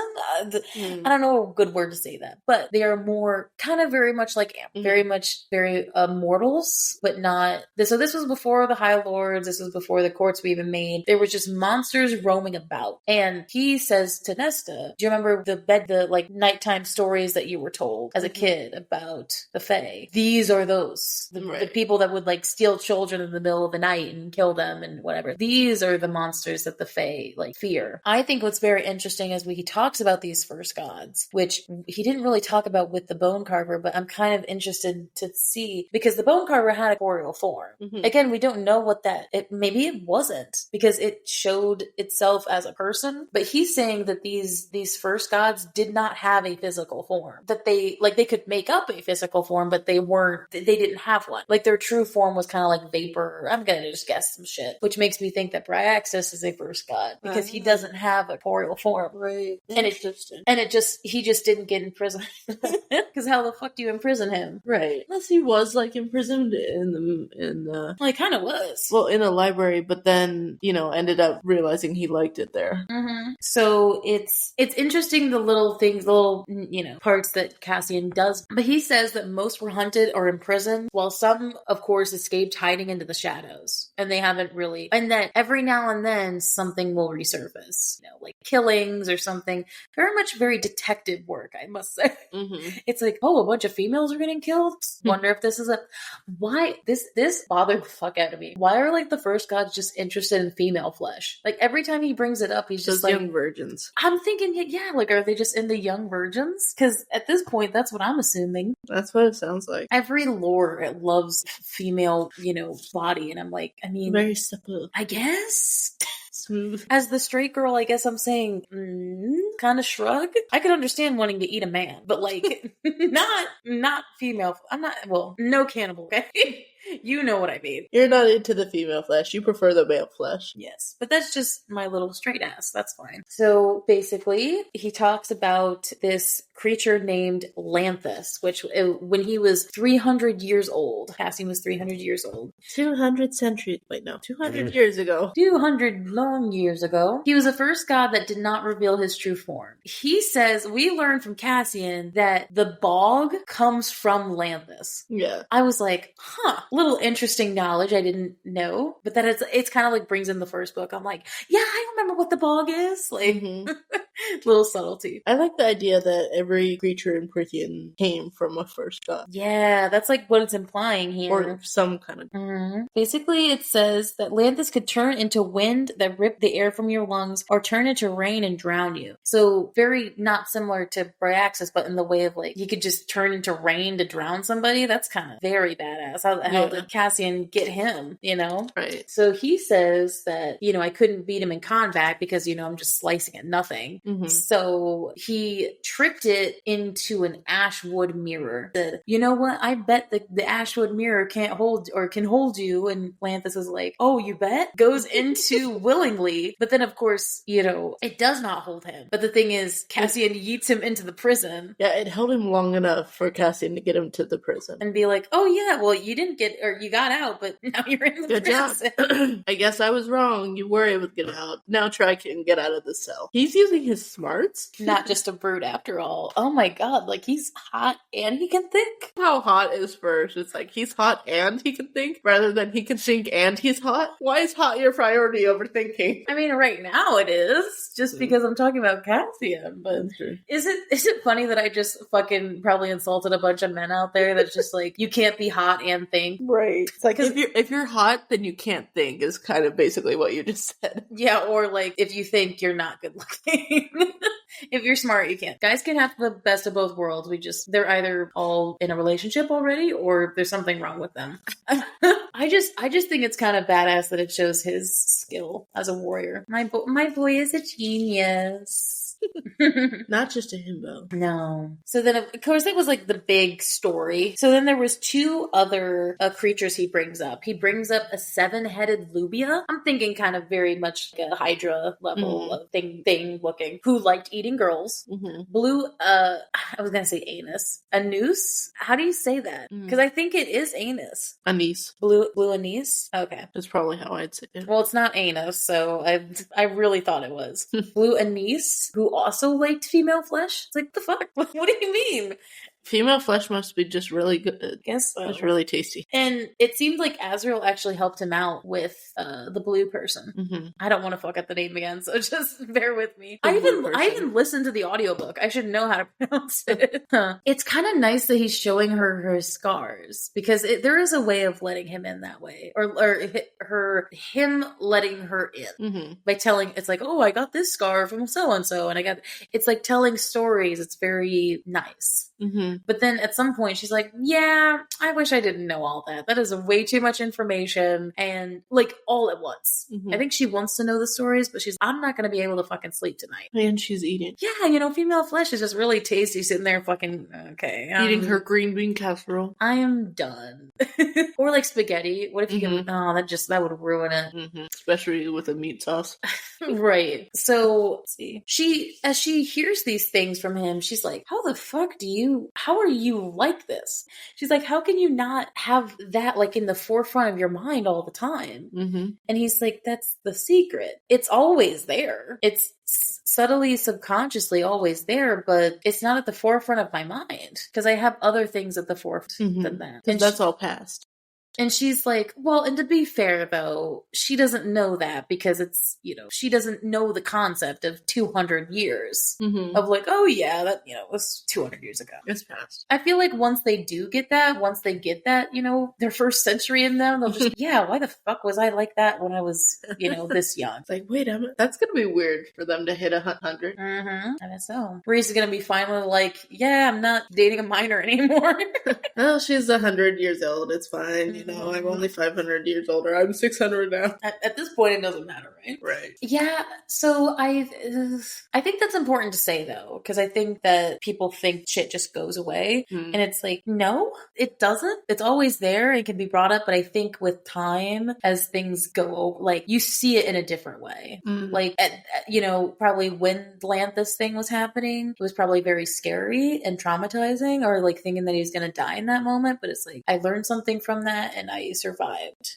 Like now that he has like the forethought to think about it. But in the moment, hell yeah. I mean, probably he had nightmares for probably years afterwards about that. It's not just like a one and done solution. Like you can't just I think that's what she's thinking. All of a sudden, like she's going to do all this stuff and it's just going to fix. It's like, right. Which is not the case. No, that's not going to happen. So, Cass thinks that the dark in the library was reacting to her magic, which I think we were all assuming. And she goes, what magic? It's like, wait, are we still playing that I don't have any powers thing? Because clearly, I think we all know. And well, I guess he did know about the staircase because he's like, what about the handprint you left? She's like, fuck. I wonder if sometimes he goes down the stairs just to do it the same way that she does. I bet he does. Goes as far as she did. Yeah. I bet he can smell how far she goes. I bet. Oh yeah, I guess I would say so. Though I kind of defended Lucian at some point because he brought him up. He's like, he said your fire was different. He's like, Lucian shout out. He said that her fire was colder, which again, we're all assuming is like a death cold, you know? Yeah, frozen fire. I do appreciate though how Cassian goes from like monologuing about his past adventures to like asking her a shit ton of questions. Perhaps you should lock me up in the prison then. Because then she's kind of evading his question. She's just like, whatever. And then he's like, so what happened to you and Amryn? Asking her a bunch of questions is not going to get her to talk. I can just tell you that right now. Because he said that she was born to be Fae, with how much she evaded the questions and how much she got around them by answering them, but not really answering them. Answering a question with a question. Yes. Well, of course, we knew Nestor was born to be Fae. He does say something, though, that I'm kind of like eyebrow raised. He said, because we're talking like normal people, and I want to know, are you really? Because it was a normal conversation until all of a sudden you just kind of berated her with a bunch of questions. Right. That she isn't answering. That's not a normal conversation. No. That is a one-sided conversation. Right.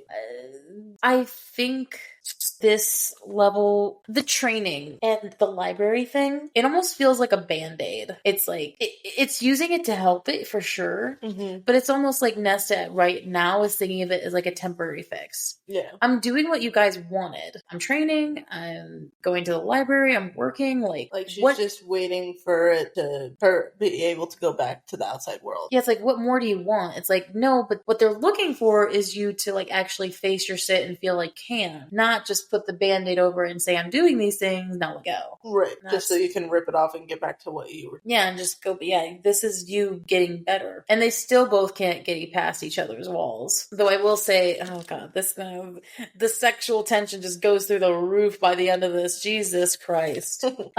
Here's the part where you remind me everyone hates me and I leave. Immediately blocks her path to the door.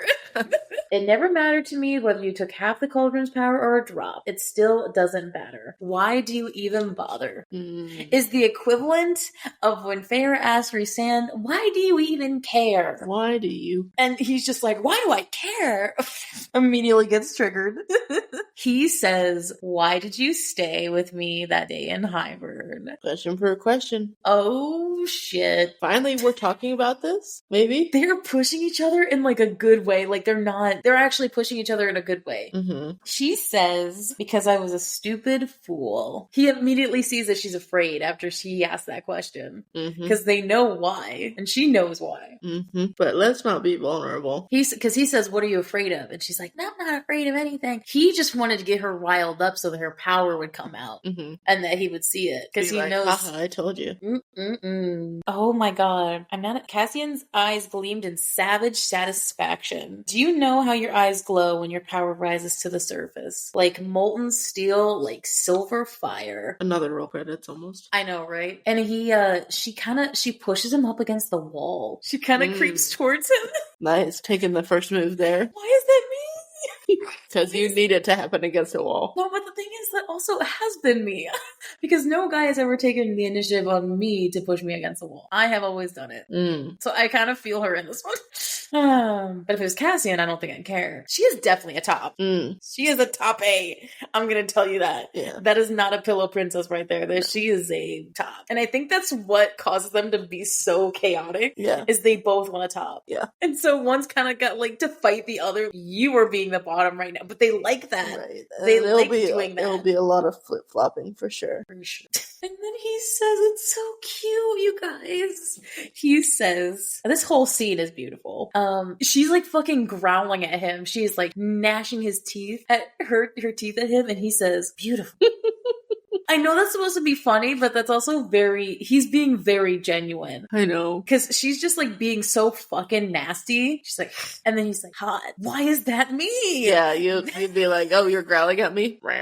Yeah, it's so true. And so she lays a hand on his chest in a very, beautiful moment of she's touching him. That's her making the first move. Oh, you touched my tongue. And then his like wings like splaying on impact. Mm-hmm. Oh my God. And I have to say it again. I know you said it, but the first time I saw that look in your face, you were still human, and I nearly went to my knees before you. He says this in the shell of her ear, by the way. Whispering it. Oh my God.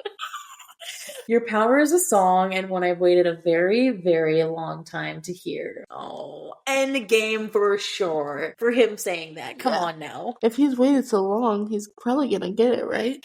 Right. Also, she's like bunching his shirt up like she's gonna fucking hit him too. I'm imagining she's bunching it up like that in like not a romantic way, but he's like, all right, let's go. If we're sprawling, they'll probably end up with me on top of you. Oh my God. Though I will say he leans in to feel like kind of along her neck, but it's what she says. I love how she describes him looking at her with such a desire. It's a lot to process. I don't know if any of you, well, I mean, again, you're asking us, so it's, again, you're not asking, but as readers, I don't think either of us have had that person that just has looked at us with that much fucking passion. No way. Like, I feel like that would be a lot to feel like somebody's just like so absorbed in, cracked my fucking arm, is so absorbed into looking at me. Yeah. That's very intense. Very intense look. So I kind of get her, I feel her on that. And I love how she says, I can't do this to him. Oof. It's almost like she's like, I want to take this step with you and I want to kiss him. But if I do this to him, I'm just going to pull away from him in the end and not be with him. So I can't be selfish and do this.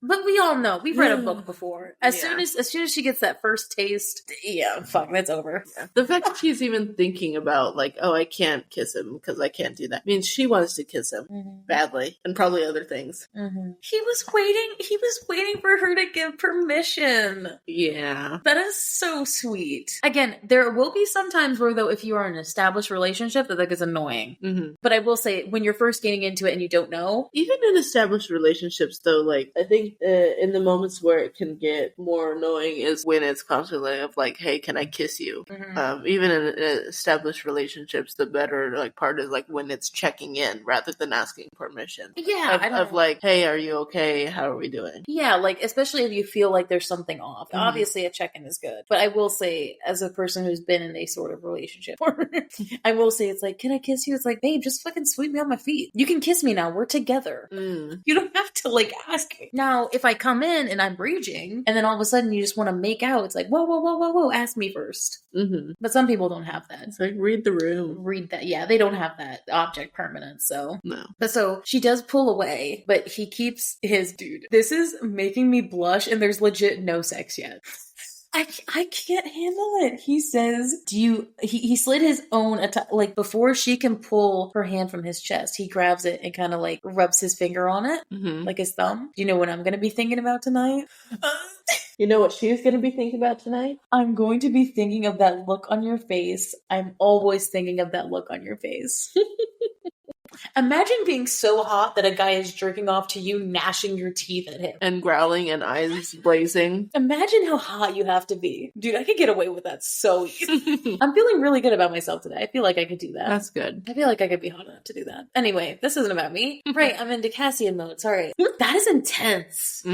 For him to just say that. Like, again. To admit that. Oh my God. As a person, I'm like fucking putting my arms around myself. I'm like, okay. I feel like my reaction to that would not be subtle. Okay, have fun. Right. I don't even know what I would say. There is nothing to say. Like, okay, you enjoy yourself, okay? So then, of course, we get this in the middle of the night. Oh, it's, it's so hot in here. So take off all your clothes.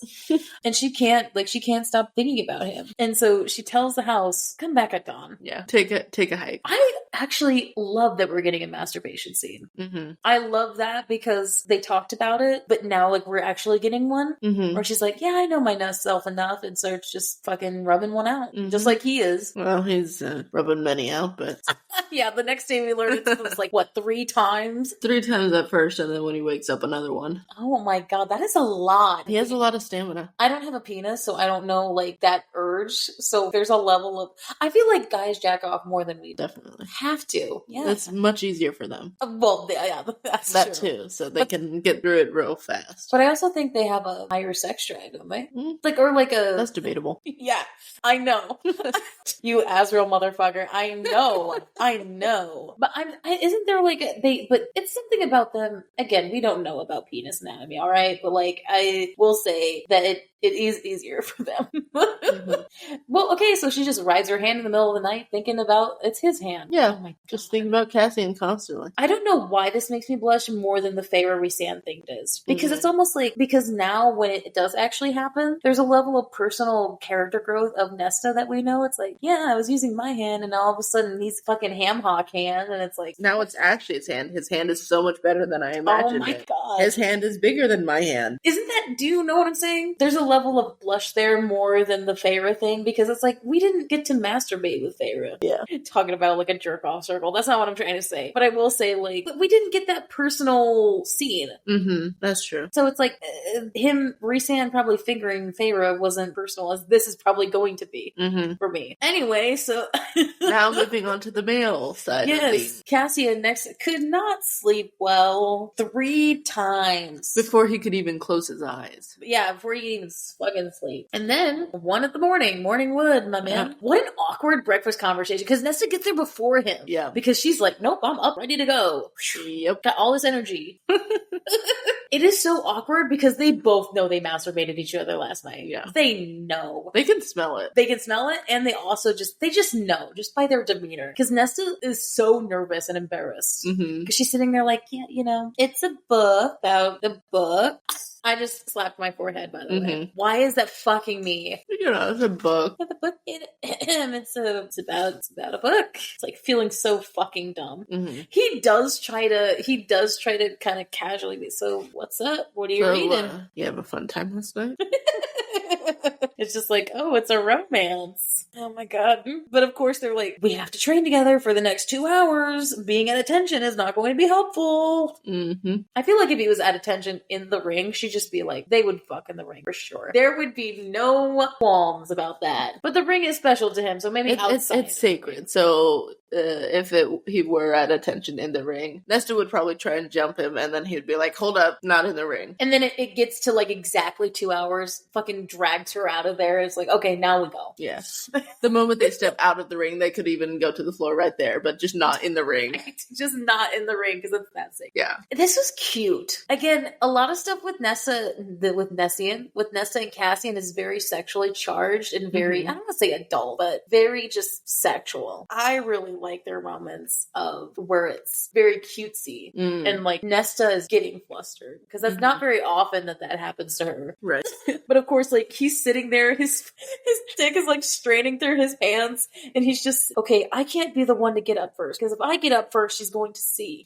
That's the good thing I think about, well, with the face sense, it kind of sucks, but I think that's the good thing about being a woman. Yeah. Is that there is no level of There's no physical showing, yeah. Yeah. Versus like a guy, it's like, at least I know that. See, that's my one thing I win about as a straight woman, right? I'll know. That's true. I'll know a physical strain. That's true. He's like, fuck, I gotta get out of this room. Probably whip one out again, and then, he's like, where the fuck is Az when he needs him? Although Azrael would definitely tease him up. You're pretty hard right now, Cass. What are you doing? In the dining room? In the dining room, yeah. Though I will say, I love how he gets to the point where he's like, dude, he's about to bend her over the fucking table. He's like, okay, see you in 2 hours. And tries to like really rush out of there. It was a risk I was willing to take. And then immediately Nesta starts being like, idiot. She's hitting herself for how dumb she sounded. Me too, girl. What happened? She could have sworn she glimpsed straining at the strays and buttons when he fled the room. Holy fuck. How bad are these pants, or how giant is he? Jesus Christ. This is when I think back to what your mom said about like him being small. You know that was not going to happen, Jenny. Yeah. I'm calling you out here and now. Not Cassian. Cassian, Azrael, and Rhys are the 3 strongest Illyrians in their recent history. There's no way, unfortunately, that they're gonna be small dick. No, for sure. Anyone else, yes. I feel like now, like, Tamlin is technically small dick energy now. Yeah. But, like, Feyre, because she only fucked a human before, was like, yes, it's amazing. And then had Rhys and was like, never again. And I wonder if it's, like, also just the question of, are they large because they're longer or thicker? Again, SGM does not go into that. No, it doesn't. Or both. It might be both. I have no clue. I feel like Cass and Az, like, each have one. One is more girthy, one is longer, and then Rhys is, like, a mix of both. I love how that's where your mind goes. Because to me, like, I'm just like, okay, they're big and that's it. I feel like that's the virgin energy coming out, though. Where I'm like, I don't really know what that means. Like, I know what you're saying, and it registers. I think, yeah, in that moment of, like, even though I'm virgin too, I think just because I write so much, I'm, like, thinking of, like, the specifics. Yeah, because I'm definitely not thinking about the specifics, yo. Yeah. But anyway, so Cassian is in the training ring and unruffled as fuck. Yeah. He's red. And so Nesta, very much like a me move, is like, he's gonna pretend to be unruffled? I'm gonna pretend to not think about it either. You're gonna pretend to not think about it, but you're totally thinking about it. I'm gonna try really hard, but probably not gonna work. But then I'll be focusing on how he's really hard. Instead of, what I probably should be focusing on. Mm-hmm. So, yes, no more stretching and balancing today. They are gonna get into combat. Of course, the perfect time to start actually fighting.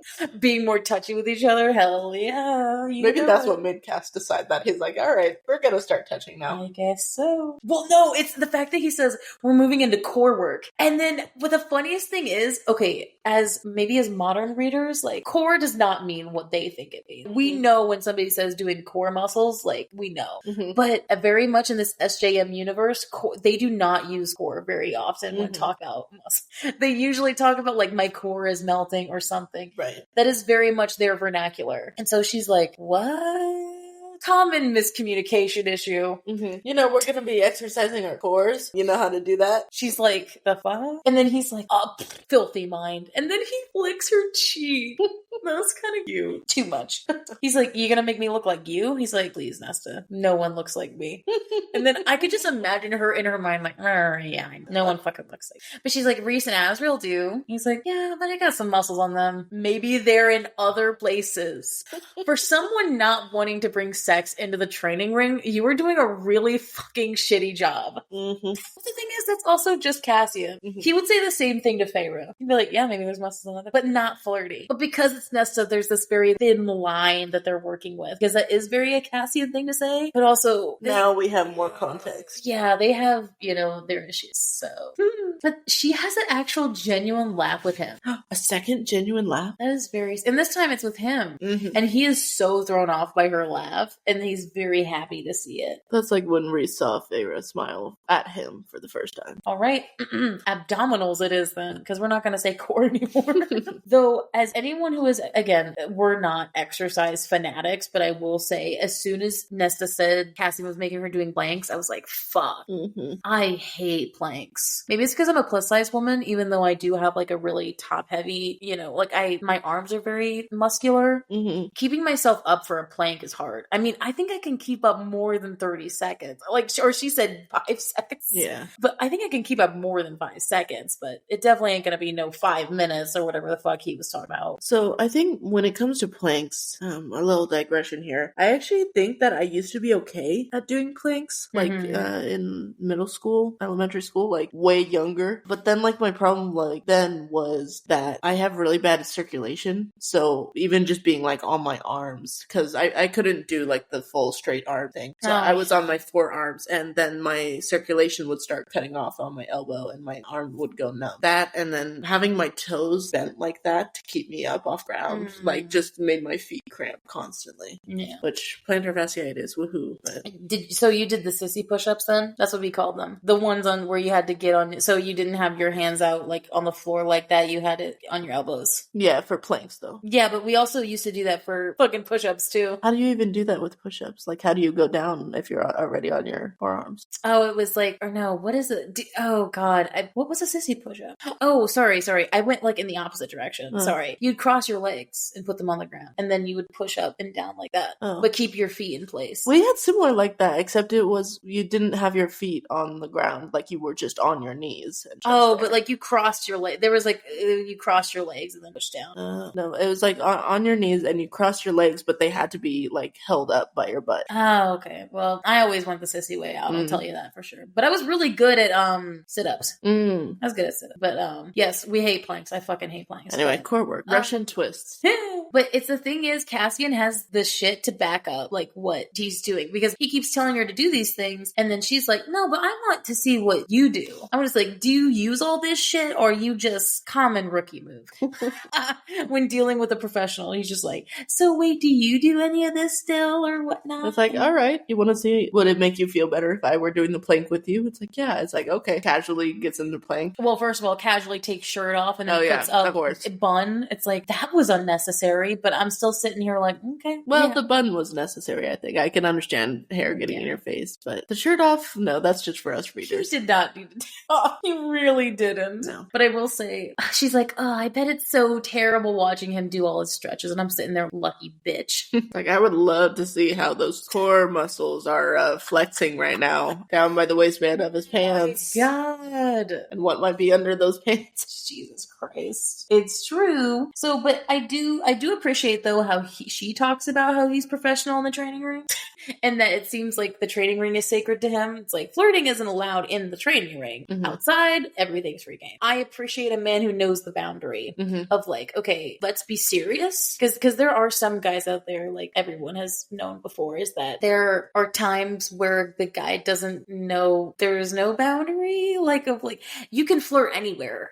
I mean, there are limits. I don't think any guy is flirt at a funeral, but I've seen it before. It's nice to know that there are some times where it's like, okay, a moment where we're not going to do that. Even though we do have some sexual tension going between us, like we did last night. He's able to set his own boundaries of what works with his values. Like, even if he wants Nesta very badly, like, after centuries of training, like, the training ring is sacred to him, and he is not going to, even for Nesta, he's not going to soil that. And they got a job to do, you know? Like, this is also part of the job. Right. So, he is a warrior god and a hero. I love this so much. Though before she does, you know, we get into this other lore alert moment. I will say, I love how she subtly is just like, I wonder how he was panting in the bedroom. The same thing that like he said about her. They're thinking the same things, same wavelength. But basically, Nesta is thinking like he's a warrior god amongst his people. Like, yeah, I mean, I think she realizes it now how much more it was, that like how special he is compared to the other Illyrians. Yeah, and she says, "Why are there no female Illyrians that fight?" It's like, well, let's get into that. We tried once and failed spectacularly. Because he's just like, because the Illyrians are backward and terrible. He's like, have you been talking to Azrael? Of course she hasn't been talking about Azrael. She is just hearing what all you are saying. And also from Emery. Oh, that's true. I love that. It's like, I've been talking to... I love how it says he winces too. Like, I don't think Cassian appreciates how much Azrael hates the Illyrians, but it's not like he would want to change it, but it's sad about how much he hates them. It's like he kind of understands where his brother's coming from, but at the same time he's like, I wish it wasn't so. Right. So we get a little bit more to Cassian about how, yeah, it's not only societally that women would be kind of extricated from the place if they were caught training, but it's the fact that they wouldn't do the blood rite, which we know what the blood rite is. But Cassian gives us a full-on crash course in Nesta's POV about the blood rite. And we learned some new information we didn't know before. So this is a big, big lore alert moment. It's as soon as I heard Ramiel, I was like, yay. we're talking about the blood, because all we knew about the blood right was that Cassie and Azrael were separated at the beginning. Mm-hmm. Their wings are bound. They can't have magic. There's no weapons, and they got to survive and get up to the top of the mountain within a week. And that's all we really knew. I mean, which is basically kind of what it is what it is. Mm-hmm. I called it the voluntary Hunger Games. Yeah. But he gets into a little bit more about it. So the week of, the reason that happens, the blood right happens on that week, is when the 3 stars on the Night Court insignia are all aligned. In the insignia above the mountain. Which totally makes above Ramiel. So we get the names as well of the stars. Arctos, Corinth, and Orestes. They align 1 week a year, and at the final day, they are directly above the peak of Ramiel. Mm-hmm. And that's when all the magic-y shit happens. Basically, once you are in the right, you cannot leave. That was an interesting, you can kind of inherently know that that's true. Mm-hmm. But he is saying that, like, if you choose to participate, you either got to survive or you die. Right. There's no, like, timeout or, like, get me out of here because I'm injured. Yeah. No. There's no fire, the red flare in the air, and someone's gonna come grab you out. No, you're in there. You're probably gonna die if you don't do anything, and then if you survive, your only option is to survive. It only depends on what you end up getting. Right. Or you just hide in a tree the whole time. Very much Hunger Games for sure. It is. Mm-hmm. When you think about it, that is very much the crux of what it is. But I will say that interesting that there is a law that not even Rhysand can break, that nobody can break someone out of it. Like, so no one can do a rescue mission and save somebody. He said they will be executed on sight. So it's very much like, I mean, yeah, like this is a big no-no. If you're participating, you gotta participate. He does bring up about, we feel like sometimes we don't realize, again, it's just because we know Cassie and Azrael, but how much magic is rare amongst the Illyrians. The fact that Azrael has magic, like even just Shadow Singer magic, is way more special than even Cassian's. But Cassian's is special, again, because he has all those siphons with all those magic. He just has a bunch of raw power. Raw magic. But yeah, Illyrians don't have any magic other than the raw power. And some don't even have enough raw power for a single siphon. Yeah, so that it says that everyone gets a boost of magic the night before the rite. He is saying that the night before the rite, everybody's kind of allowed to have a free reign over magic, and that's where the Camp Lords winnow the participants into the arena, I would say, into these sections of Ramiel. Because, you know, this isn't like the Hunger Games where they have, like, a barrier or border. Like, if you're fucking running, you're getting executed. Like, you are getting up to Ramiel, or you're, like, surviving, or climb up a tree, for God's sake. I wonder if they do have a border where it's like, if you get to a certain point, you're deserting. Because I feel like, you know, my dumbass would be like, I'm heading up north, but actually going south. Mm-hmm. And it's like, you're deserting, kill her. And I'm like, no, but I thought I was going up to Ramiel. I actually... Like, climb a tree. Look, the mountain is behind you. That's true. I wasn't even thinking about that. This is further proof of why I would probably die. Like, you need to see where the sun is going. Use the sun or use the Maas. I feel like one of the monsters would kill me, I think. Probably. Knowing me, I haven't climbed a tree in years. So if I were, like, to try and climb a tree, I wouldn't be able to get up it, and then the monsters would just pick me off the base of the tree. I haven't climbed a tree ever. I'm always afraid that it's not going to be able to hold my weight. Because of Ponderosa. I've never been... What the fuck? What the fuck did you just say? A type of pine tree called Ponderosa. Ponderosa is a fucking buffet. Really? Yeah. I only knew it as a Ponderosa pine. Ponderosa used to be a buffet franchise. Oh, interesting. Okay. No, I've never heard of that. I only know Ponderosa pine because there are a lot around. Ponderosa pines have really thick trunks and really thick branches. Okay, so it'll hold me. Okay. But the ones in India, you don't find trees like that in India. But it seems like these Illyrian steppes have a lot of pine trees, so we can hope that they're Ponderosa. They gotta be able to hold heavy Illyrians. With heavy well, hell yeah, sure. So, again, we do know that weapons are banned. He does tell us that again. Mm-hmm. And he says that most males forget to leave their strength for the climb, which I was thinking in my head, I was like, that makes kind of a lot of sense, because you're fighting your way up to the mountain, because we know from Frost and Starlight, when Cassie was talking about the blood right again, we got more of it in Frost and Starlight than Mist and Fury, but they're fighting their way, and, you know, they have their little disputes among their clans, like, I'm gonna kill so-and-so, you know, he's in the right too. But they do, like, they're dumbass men, and they forget that they have to fucking climb the mountain. Unless their only goal is to kill this other person, they're really gonna be fucked if they reach the mountain. Yeah, because this isn't no mountain climbing, you got equipment shit. You are raw dogging it up the fucking mountain. And it seems like there's ways to go in some places. Like there's, with most mountains, there's going to be an easier path and a harder path. But even then, you're really just bushwhacking it. You say bushwhacking it? Yeah, I know what that phrase means because you told me, but I got thrown off again.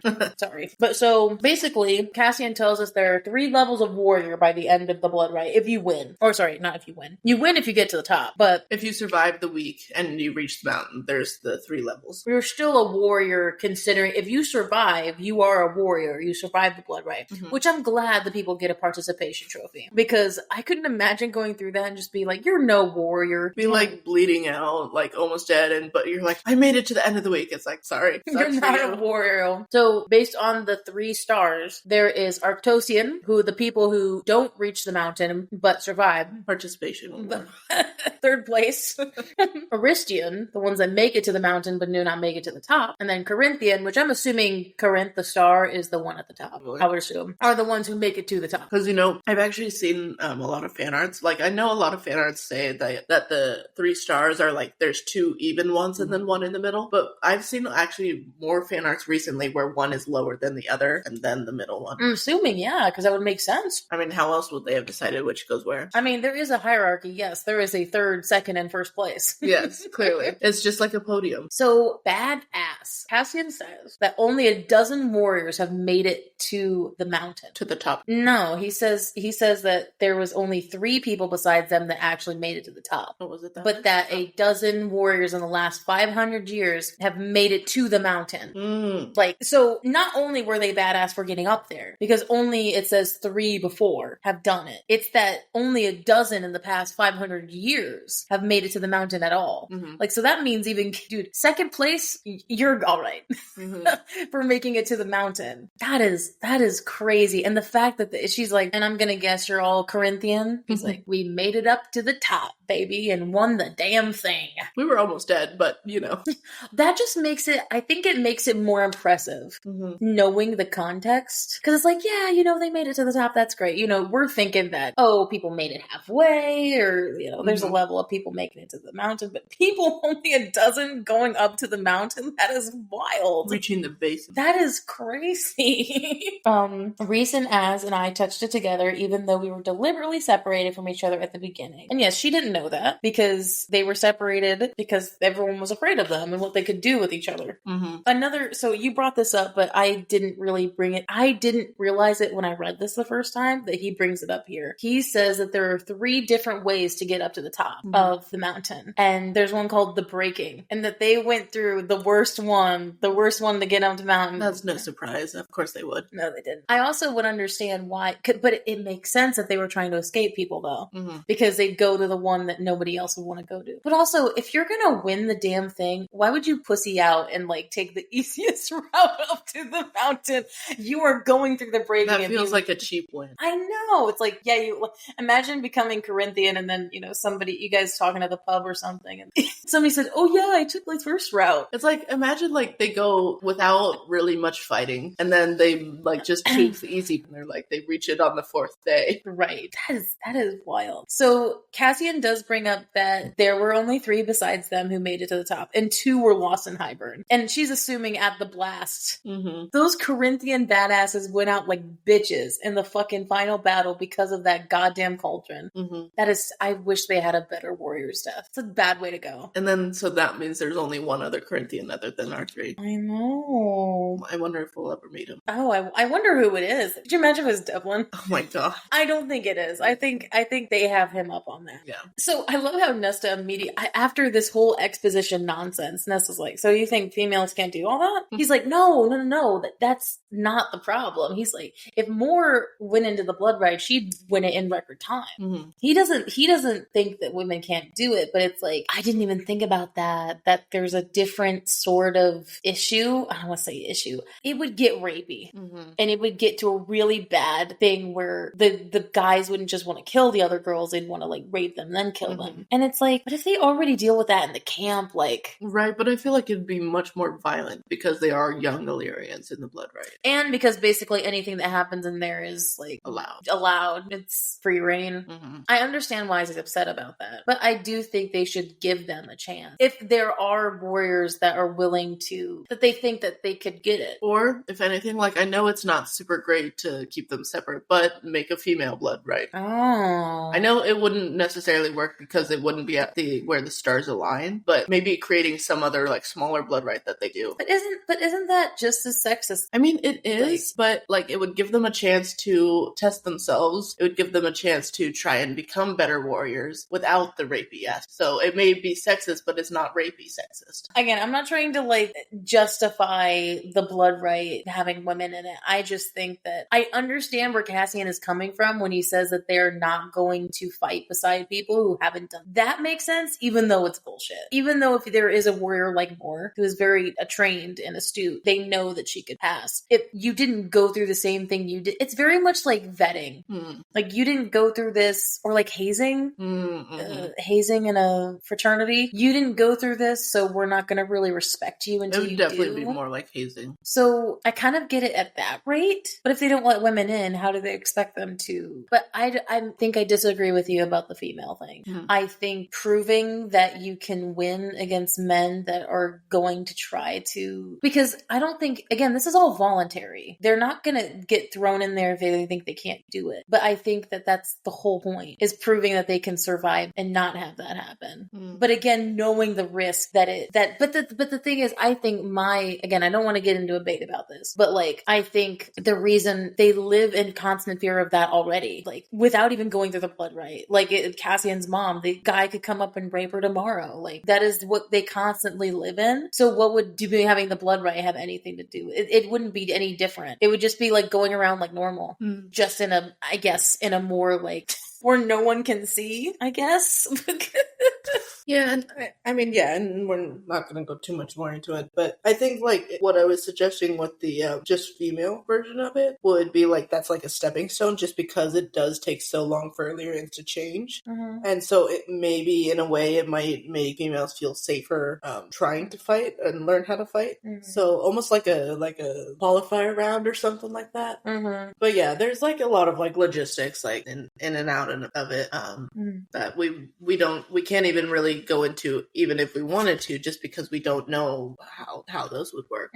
So she's like, because they'll never be honored as true warriors. He's like, yeah, you heard what Devlin was saying to you about weapons being contaminated, but she says, would you train non-Illyrian females? I love this. I love where this is going, and I'm for it. Nesta thinks about the priestesses in the library. She says, would you be willing to help? Because Cassian's whole thing by telling him about the females training, the Illyrian females in particular, he's not wanting to set them up so they can take the Blood Right. That's not what he's want, or for them to be on the front lines at all. No, he just wants them to learn how to fight back. So that if something did happen, like his mom, they could protect themselves from a warrior, like, not to fight on the front line, of course. If a woman wanted to, and she wanted to try to go through the Blood Right to do that, then fine. But that's not the point of doing it. So Nesta's like, big, bold idea. What if we ask the priestesses to join us for training?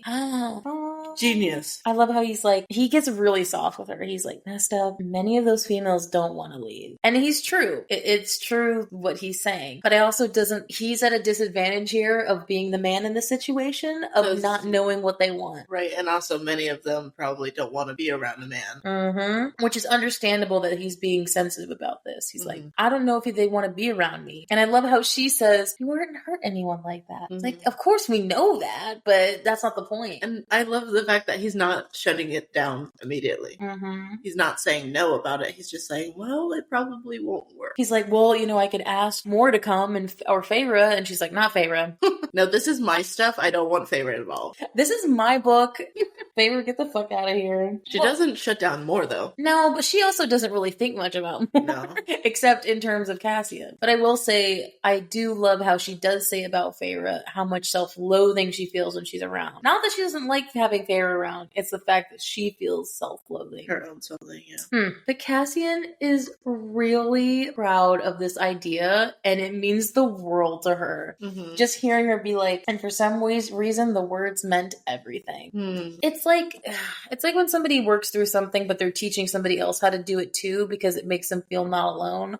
And they're going through it together instead of it just being... And look what I learned that's starting to help me. Maybe this could help you too. Yeah. Especially if like Gwen and her seem to be... I mean, it seems like she's giving this proposition to all of the priestesses, but... It's with Gwen in mind. Yeah, it's very much with mind. I do love how then the last chapter, chapter 17... Again, this is not what she says, but immediately I was thinking Nesta saying to Clotho, I got a proposition for you, bitch. Here. Bitch in the good way, not bitch in the bad way. Hey, bitch, what's up? Hey, bitch, got a proposition for you. What do you think about this?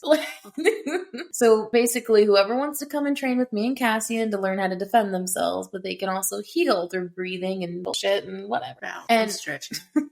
She's like, even one or two. Like, Nesta's not even looking for an army of priestesses to come in and just like, let's all learn, fight together. I'd like to offer. So Clotho kind of gives the same answer that Azrael, that Cassian did. Like, I don't think many people are gonna come. But still not shutting it down. No, she doesn't. She's like, whoever wants to join has my blessing. Aww. So she puts the sign-up sheet up and she checks it. So a week goes by, basically, and she keeps checking it up on it every morning. Which is, I think, something different that we haven't seen in any of the other ACOTAR books, are bigger time skips. Yeah, this one has a lot of big time skips. Like, also, like, when you have a training montage like this, I mean, it's very repetition, like I said. Yeah. There's not very many different things happening. That's true.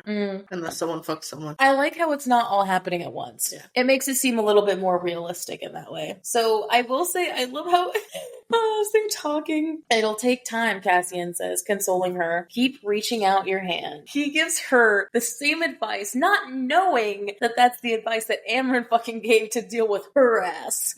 I said, dude. And he's like, hey, it worked for her, so let's try it again. Keep reaching out your hand. I just love how we know the context. We know that he said that. He got that. Like, it's nice to know. You know, just stealing some of Amryn's wisdom. Of course. That's what she's there for, right?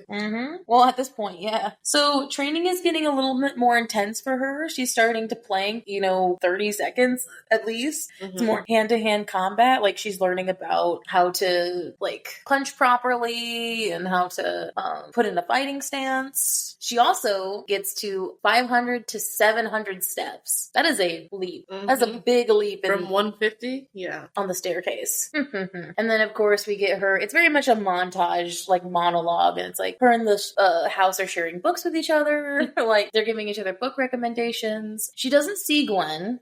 But she is... I do love how she's training in the library. Like, she takes every opportunity to kind of... Like, she's not punching the air or anything, but she kind of, like... She does lunges when she's doing the books and shit. And I'm like, okay. I might like training with Cassian, but I don't know if I would do lunges on my own free time. With extra weights being the books in your hands. Hell no. I mean, if Cassian told me to, yes, sir, but not...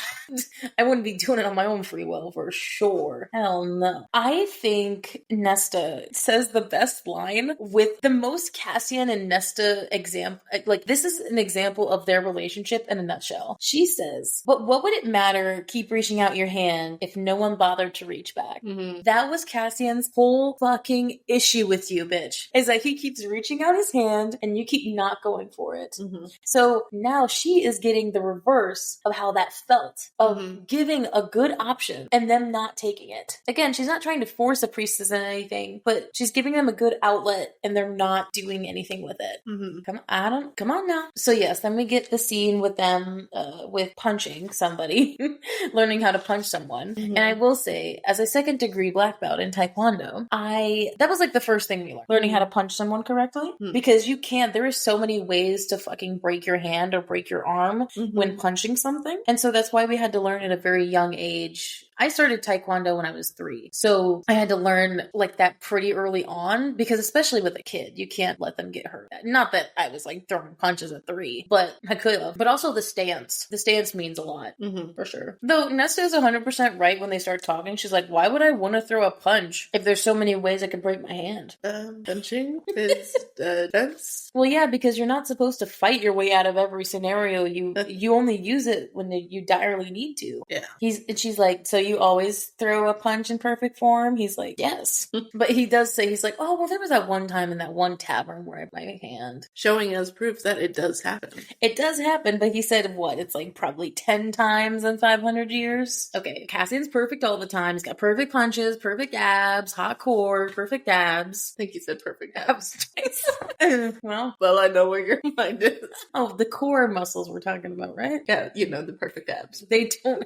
Guys don't have a core. I always associate core with vagina. I never associate core with the penis. I really don't. I think I do. I know I do for both. Really? I guess I never think of it that way. Because like, I don't know. I feel like I attach it to like a very like physical representation of the body, where core is like in like navel like area, like just under your stomach, like, and then inside, like where you would feel menstrual cramp. Huh, okay. I kind of associate that as where the core is. See, that's why I think of it with a woman, but not a man. I feel like it would work for a man too, though. I don't know. I'm just saying that I don't, but it's fine. I should ask a guy. It's like, hey, where do you feel? Where's your core? Where's your core? Where's it coming out of? Where does it coil when you're about to? Oh my god! How to make a guy really uncomfortable? Just I don't know what just happened. Yeah, they're not thinking about that when they're about to. Right. Though I will say, I find it really funny where she's just like, yeah, you know, I catch you staring in the mirror all the time, looking at your abs, so it's like you might want to lose that. And he's like, no, you're staring at the mirror, looking at my abs. And I'm like, yes. Well, you both are. Yes, I am. Because he's looking at her, watching her looking at the mirror. Yeah. Oh, he loves. He's like, so let's go back to training. Though I will say she kind of does zone out for a little bit. The training and work keeps, I love what she says here for a serious note, because this is me in a nutshell. I know I say that all the time, kind of in a very joking way, but this one is for real. Where like the training and the work keeps her busy, but as soon as that stops, she says the thoughts and the wolves rip her apart. And oh my God, I don't know if any of y'all are like this, but when I'm going through a really hard time or when I just don't want to be caught up, I cannot stop not doing something. It's not the best way to cope with things. I mean, there's no really best way to cope with anything, but I will say that I have to keep working and keep busy instead of letting my mind wander. Because if I sit and let my mind wander too much, then I start freaking out. I think that's kind of interesting for me to hear, because in a way I'm kind of the opposite, where because my mind is constantly in anxiety mode, once I've started this job, you know, working with kids, I don't have time to focus on me. So it's like I didn't even realize until like after I clock out and get back to my car, it's like, wait, I just spent 4 hours not being stressed out. That's weird. I guess I really spend all my time being stressed out. Yeah, no, I have to keep working to not feel stressed. I immediately, when I start thinking, I start to get stressed. It's for real. I love how it says, it goes from, it sent the wolves retreating a step after he said her name, and then flash forward. Elaine is in the private library. And I immediately went, oh, fuck. Oh no. It's time to talk. I was like, this is not gonna go well. I was like, she is here too early, and she's here unannounced. Yeah. Nesta wasn't given time to prepare. Especially in her space too. In the space that she's kind of called like a little home, away from home sort of thing. I will say, again, we're not to the graphic audio yet. We're almost there, but I need to say this because it's a text thing. So the graphic audio didn't have it, but the text did. And I was like, this was such a good line. Who the fuck took this out? I was like, she says, gone was the sharp angles replaced by softness and elegant curves. Nesta knew she herself had looked like that at one point, even if Elaine's breast has always been smaller. They did not put that line in the they took the even, you know, Elaine's tits were smaller. What a perfect dig. Yeah. Again, no offense to the small titty queens out there, but the itty bitty titty committee. Did you get that from Earlham? Because I'm pretty sure. I think I did. I think you did. I think you did. That came from college. We are not part of that community, okay? I'm surprised I said that without stuttering. I am too. I probably would have. It's such a subtle dig of just her just being like, mine have always been bigger. But I don't even feel like it's a dig. It's more just like it's just fact. That's fact. Graphic audio, what the fuck? Took a perfectly good, funny line out of it. Why don't you want us to dig at Elaine? I don't think that they wanted to like seem offensive to the small titties. Yeah, probably. Which I'm like, okay, fine. So yeah, it's been a couple of weeks. When she talks about how she interacted with Elaine, so didn't interact with Elaine before she got brought up here, she said that so this is, you know, past Frost and Starlight, and kind of in that 6-month period. She said that if she'd see Elaine out in public, she'd just ignore her and pretend like she wasn't there and then walk away. Not great. great. Also, I just wanted to say, like, the fact that, like, before she was brought up to the House of Wind, it's like, you will see Elaine when she's ready. It's like, why is she suddenly ready now? Oh, Elaine? Yeah. My thought was that Cassian said something, because again, we haven't seen them interact with Cassian, and like, but I'm pretty sure like somebody said something to be like, hey, Nesta's been getting a little better. Or I think even she says at the end of this conversation, she's like, I thought he said she was getting better. Like, that didn't mean to just come here unannounced. Right. But yeah, but I think you know what my answer to your thought was? Was why is it when Elaine's ready? Exactly. And not when Nesta's ready? Because Nesta is not ready. And again, they shouldn't be... She's better, but she's not ready. I can understand them not wanting to pander to Nesta because they're mad at her, but I also, like, why would it be when Elaine is ready to see her? It's like, but that's not the whole point, is that they're waiting until Nesta gets better so that they can come see her. And this is just gonna send her back. Hell yeah. I love when she says, Elaine striding towards her, she stopped a few feet, like Nesta was some sort of disease-ridden leper. But also, come on, Nesta, when have you ever been the huggy type? Right. Again, with Elaine, maybe, but you do not give off warm and cuddly, come hug me. Sometimes I think she loses. She forgets herself. Yeah. Sometimes. It's like, dude, you come on, girl. She just wants a hug. Also, why does everyone keep saying Elaine is the prettiest Archeron sister? Even Nesta brings it up where she's just like, Elaine is gorgeous as a fae, and I'm just sitting here like, really? Because I think she's the most drab. You also just don't like her. Even then, I think, like, in the very first, like, fan arts that you showed me of the Archeron sisters back in the first book, Elaine just did not stand out to me. I mean, yeah, she's, like I said before, I said this in many of episodes, but I was like, she is the conventional pretty one, while the other ones are, like, sexy or hot. Feyre is hot, Nesta is sexy, Elaine is pretty. Even then, you're like, no. I disagree. But the thing is, everyone brings it up. It's not just Nesta and Feyre, but it's like, even Cassian and Rhys and Amryn, it's like, I don't get it. I really don't. Even just taking out my distaste for her and anything related to Azriel, like, I just don't get it. She's not pretty. It's also like, again, I don't want to say drab, but she's got brown eyes and brown hair. Again, I'm brown hair and brown eyes. Well, whilst Nesta and Feyre have the very light gray eyes that are very striking. Okay, well done, bash Elaine for now, but I was like, why do they keep bringing that up? She's not. Elaine is very sweet and oblivious, while Nesta is the snarling wolf at her side protecting her. That's kind of the crux of the problem right there, is that she's never really a person at Elaine's side, but more as a creature protector. Yeah, we do get a mother flashback. I was excited about this because she says, Elaine is pleasant to look at, her mother had once said, while a servant is brushing her mom's hair. Perfect description of what her mom was like. She holds no ambition. She does not dream beyond her garden and pretty clothes. She will be an asset on the marriage market for us one day if the beauty holds. So basically, if she doesn't turn ugly. I love that she was gardening even then. And even her mom is talking about how fucking boring she is. I feel kind of bad, but also at the same time I don't. But it will be our maneuverings, Nesta, not hers, that win us an advantageous match. And also Feyre wasn't even considered at the time. She's just like, that bitch. The third child. It seems like their mother wanted Nesta to marry royalty on the continent because, again, if we remember from our previous ACOTAR books, there is no, like, lords or dukes on this part of the sea. Like, it's kind of full anarchy on the human side, so it's like, on the continent, she could have, like, prince as well, or something. She could marry a prince. I wonder if the queens had sons. I mean, obviously they did. Like, the bloodlines continued. But so they would be the princes of the realm, right? Like, probably. Unless, like, she's talking about prince as in, like, some nobleman's son. Instead of, okay. No, I don't want to say that, but, like, a feudal son. A lord's son or a Dutch or duke's son. I think a duke is above a lord. Like, get a territory and their son. Yeah, but I mean, if you're gonna marry a prince, like, go big or go home. Though I will say, when she said, Nesta, will I marry a prince? I'm sitting there like, the prince of bastards, you are gonna marry the prince of bastards. It'd be funny if Briellen had a son. Oh my god, I'll fuck your son. That's revenge. I'm like, it's my fault you turned into an old crone and now I'll fuck your son. In my beautiful form. Oh my god. So yeah, so obviously that triggered Nesta's flashback. And of course she's like, Elaine very obliviously is, you having a good time? No, she's not having a good time up here.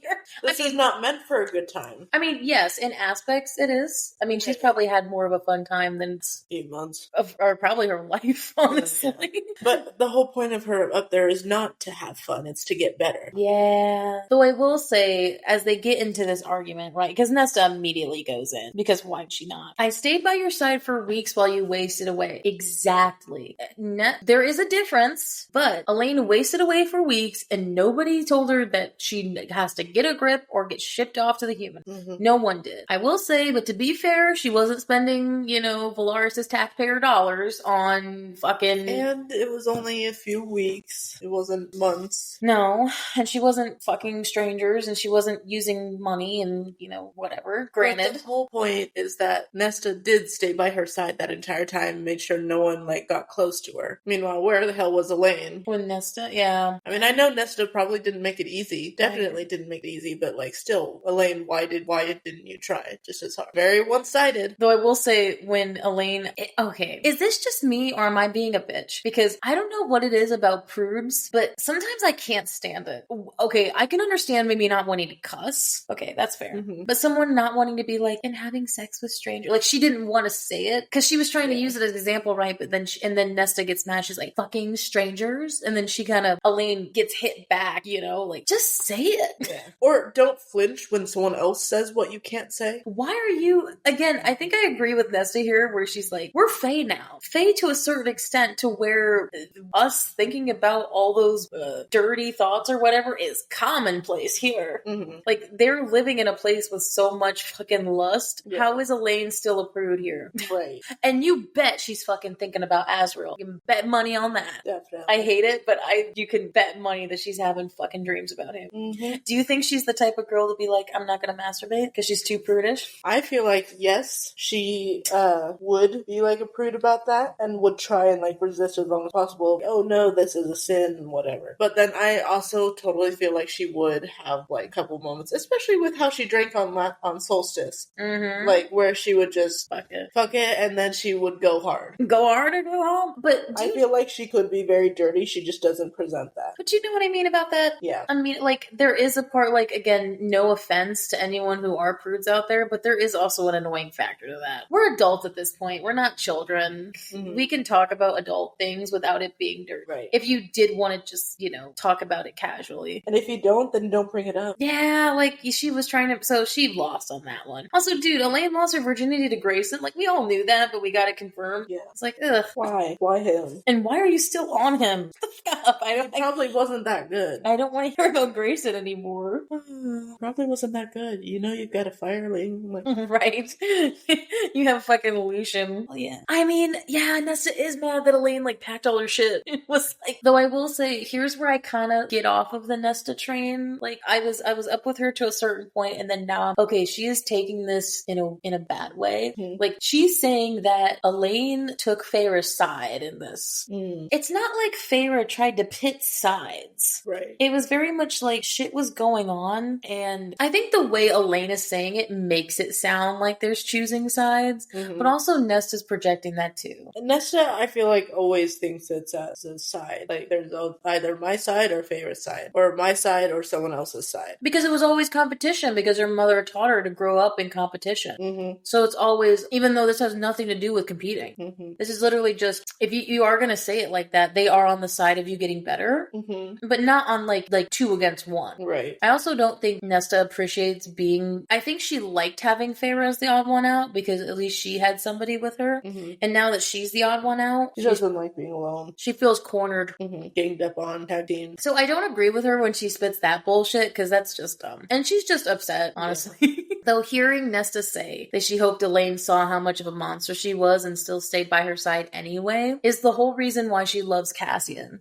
Is that he sees all of her, I mean, just like it was the other night. He sees her viciousness and calls it beautiful. Yeah, that's sexy. Versus Elaine sees her hardness and runs. Cowards. Well, we knew this. Feyre warned me this might happen. Sorry, the noise that came out of your mouth was I felt that in my bones. That was not the right thing to say. No. Because now it's wait, you guys are talking about me behind, but also Nesta, how could you not say that they were? She already knew that Cassian was probably giving them updates. But at least from Cassian's point of view, it comes from a place of goodness, not a place of gossip. Right. Not that I don't think Feyre's is as well, but definitely Elaine. Elaine with the twins, definitely. Oh yeah, she's like, can you imagine what this did? I wanted to see you to explain. To explain what? She isn't explaining anything. She's like, we did this because we love you. We love you and worry for you. If father were here, worst thing to bring up. Elaine, it just keeps getting worse. Can you, like, kindly shut up? Like, that's good. She's like, get the fuck out of here. But she's also yelling at her because her power is pushing out. Because now we're seeing it from her point of view in a fight. No, I don't, like, go away. I mean, yeah, she's mad at what she's saying, but the reason she's pushing so hard for her to go away is so it's very much the Elsa Anna thing, where she's like, I don't want to hurt you. Right. So, like, I'm just gonna yell at you to go away. Yelling work. So, though Elaine does kind of pause when she talks about, she's like, is this about father? Well, at least she's using some part right. There's nothing that could have been done to save him, Nesta. Elaine hits it right on the mark. Like, she knows why she feels like that. Yeah. But Nesta explains that, again, it's backwards way of thinking, but at least we're getting it from Nesta's POV now, so it makes some more sort of sense.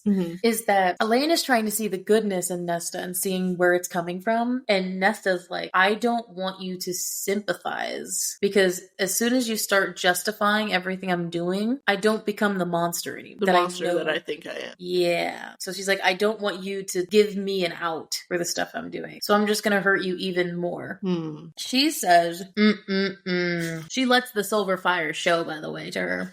You tell yourself there's nothing that could have been done because it's unbearable to think that you could have saved him if you just had shown up a few minutes earlier. Yeah, why did you wait so long to show up? Though, to be fair, I mean, okay, I know Nesta's bringing this up out of rage, but she's not really wrong. Like, what made you decide to finally show up? I mean, again, I don't think that was avoidable. I think her dad would have died regardless, even if Elaine showed up. But she doesn't blame anybody for her dad's death except herself. Because you also gotta think, Papa Artron died very early on when the king just showed up, versus Elaine did show up probably many minutes later once Nesta was already, like, crouched over Cassian and everything. Yeah. So, I mean, again, that's semantics. Like, she's only bringing it up to make it. But then Elaine's, you think it's my fault? Yeah. This is why Elaine had chosen Feyre. She says because Feyre has always been there when Nesta wasn't. Feyre has been rescued her from Highburn, and, like, provided food for her or whatever, versus Nesta has kind of just been there, not really providing. But what has Elaine done to show thanks to Feyre? I love how you're focusing on that, and I know, it is so hard for me not to, because it's like, it pisses me off, actually, because she's like, Feyre was there for me when no one else was, or when you didn't show up. It's like, yeah, and what have you done to show your appreciation? When have you ever been there for anyone? Yeah, exactly. Even more so. When have you actually been there for someone? Or at least the characters we know. Bitch. No one but the king is to blame for that. Challenge, Phil. Challenge from Elaine, of all people. Yes, all of us are shocked. See, she does have fire. But the waterworks do come soon. I was like, yeah, she's gonna cry, isn't she? Bring on the fake waterworks. Go run away with your tail between your legs. You think it was fake? Her crying was fake? It kind of does feel like that, though, when she doesn't cry at her, but she cries until she sees her sand. It's like, oh, God. It's manipulative. We are ragging on her hard, because she doesn't cry at Nesta. Nope. She cries afterward. Though, I mean, who hasn't been in that scenario there, where they don't cry in the moment, they cry afterward? But considering the character that Elaine has been created to be, like, so far, it has always been like she has just had her emotions when she has her emotions. I'm not agreeing with you, dude. I know. I'm just saying. It's fine. I know I'm ragging on her more than you are right now, but she just pisses me off right now. And you know what? Just to give a little break from the ragging, though, I did write a one-shot fan fiction where Elaine was actually nice, and I was actually nice about Elaine. So I am capable of doing that, but right now she's pissing me off. Oh, we love. I love how, like, before Elaine kind of barges out, she's like, Cassian said the training was helping. She's like, sorry to disappoint. I think that also makes her mad too. That, like, heard it from someone else about, I mean, I know Cassian did mean that, but it's like, oh, you were told the training was working, so now all of a sudden it's fixed and you can come in and barge into my life and do whatever. Right. She didn't twist towards the windows to see who might fly past with Elaine, who'd be witness to the tears Elaine would likely shed. And I like how what it says here. She says, she didn't stop the wolves when they gathered around her head. I like how with the wolves, it's like ripping, like, because we know that that's her inner thoughts and her insecurities tearing her apart. I love how we got that context for that scene. Of course, then the end, we get Cassian's POV, and Reese and Cass are in the dining room when Elaine barges in and she's fucking in tears. Okay. I love how Cassian doesn't really give a fuck. He doesn't really give a fuck. She's crying. It's more like, what happened? Cassian's on Ned's side. What is happening here? Though I will say, before we get into like what is said here in this scene, apparently Rhys and Cassian went up to the Illyrian steps to see if they were ready to fight another war. Mm-hmm. It's like, yeah, because that shit might happen again. Hey, you guys ready to fight with us again? But yeah, it's like, what the fuck happened? She's not even trying. I beg to differ. I think you're just not seeing it. She doesn't like, want to see it. I like... So immediately overly aggressive Rhysand is overly aggressive.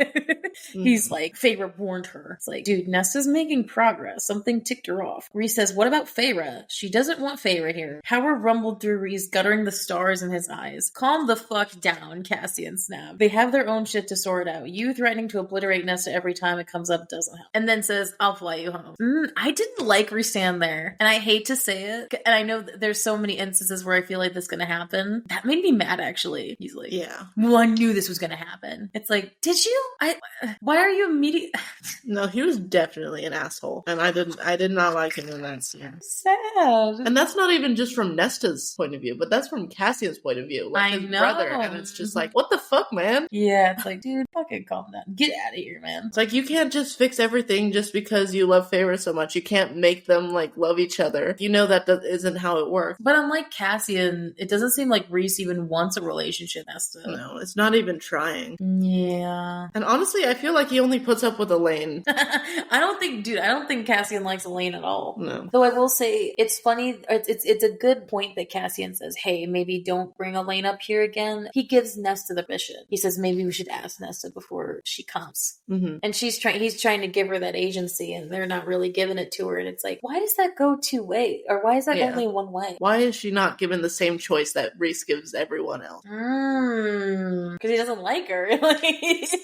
That's, I think, what pisses me off more is he claims that it's always choice with him. He always gives everyone a choice. So why, even if he dislikes one person, why does he have the right to just say, oh, I don't like this person, you don't get any free choice? It's the whole, like, Feyre overrides his system, which I think is his fatal flaw in here, is that Feyre, if somebody double crosses Feyre, then, or makes, hurts her, they're not free game anymore. Very fatal flaw. Everyone has to have one. I mean, I love Rhysand, but yeah, that didn't really make me happy. But of course, Cassian charges into the library half-cocked because he thinks he's going to try to get the third degree out of Nesta. And I'm like, do you know this woman at all?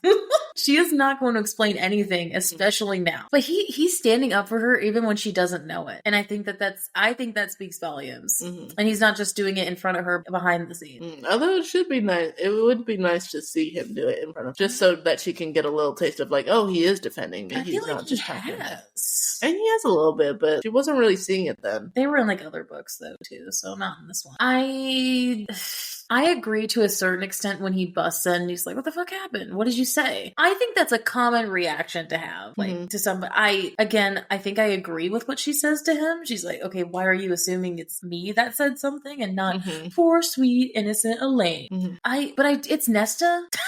So the part of it is, yeah, she probably did say something. But Elaine said something first. I know, but she's not as aggressive about it. Yeah. That's the thing. So no one ever sees it. No, which is annoying. But not fair. But Cassian at least does. He's like, okay, so what happened? Instead of asking like, who said what? I don't want to talk about it. And then he sees that like she's shivering because it's cold in the room, and he's like, fire, no fire. And then the house doesn't listen to her. It listens to. It's on. You know what reminds me? You know what this made me think of? This isn't the sentient house. It's almost like the house is innately magical, but this isn't the house that Nesta is sentient. It's almost like the house kind of fucking slept for a second. It's almost like it's a split personality thing, or no, not even that, but like the house that Nesta's made is like the sentient thing, like her friend, but then the magic of the House of Wind is what's following Cassian's. Or yeah, more maybe it's because really we haven't really seen it interact in front of others. She only tells people what's happening. It's like almost when she's around, around, the house comes sent friend. Like, the only other sentient thing was Cassian seeing the tray. Yeah, and that wasn't really happening, like, in front of his eyes. It's like, oh, I don't know, man. It's just, why did the house not listen to her this time? Unless the house was, like, wanting to see what was going to happen. I don't think that's the case. So she fucking freaks out because she hears a snap in the wood, and she immediately runs out and aims for the stairs.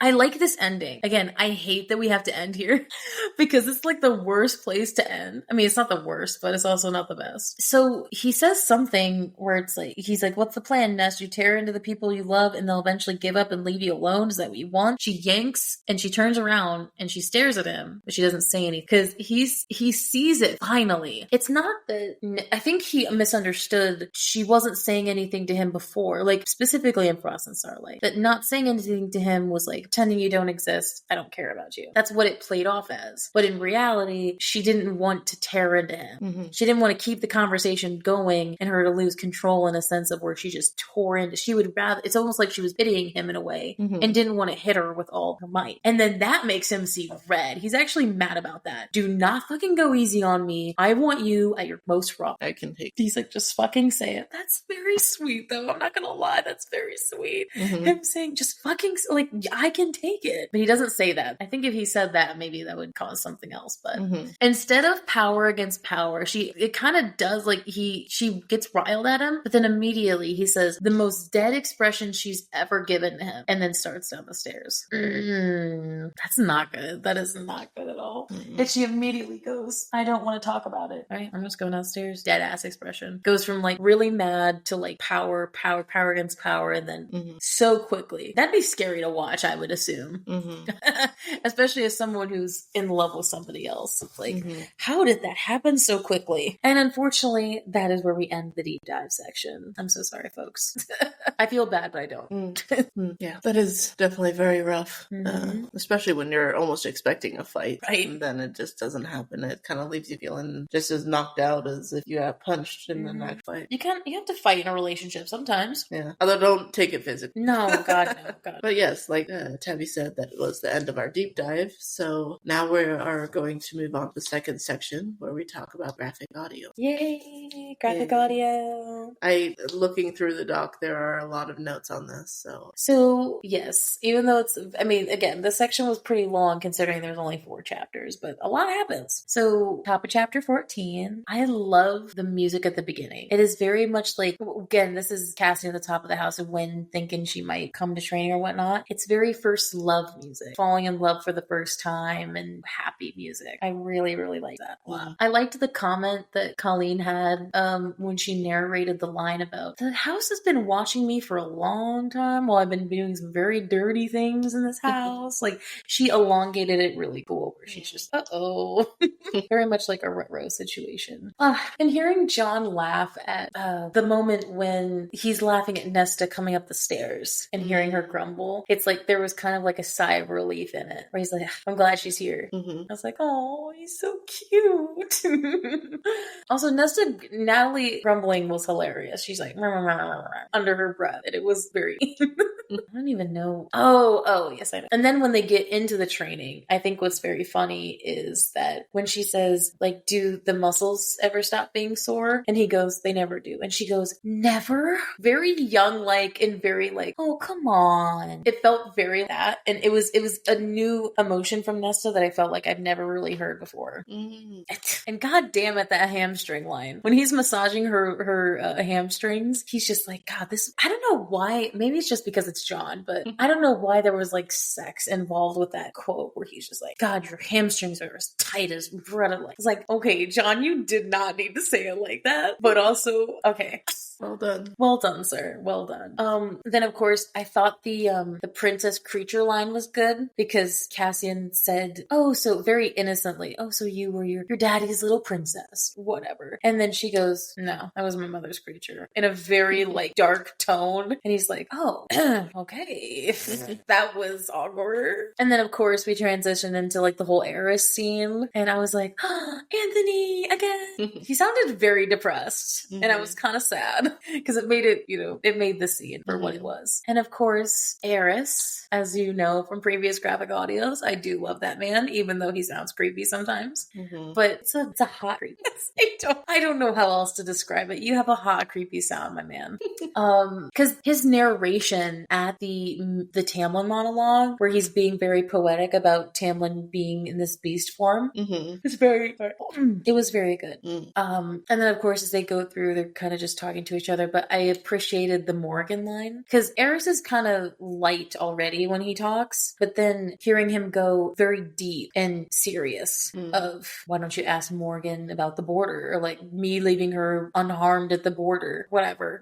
I don't remember what the line was, but I liked that because it immediately, he went from this preening asshole type to very serious. And then especially after Eris leaves, the music at Rhys going very distant and looking off into the distance, God, it had so much tenseness behind it where I was like, oh no, this is bad.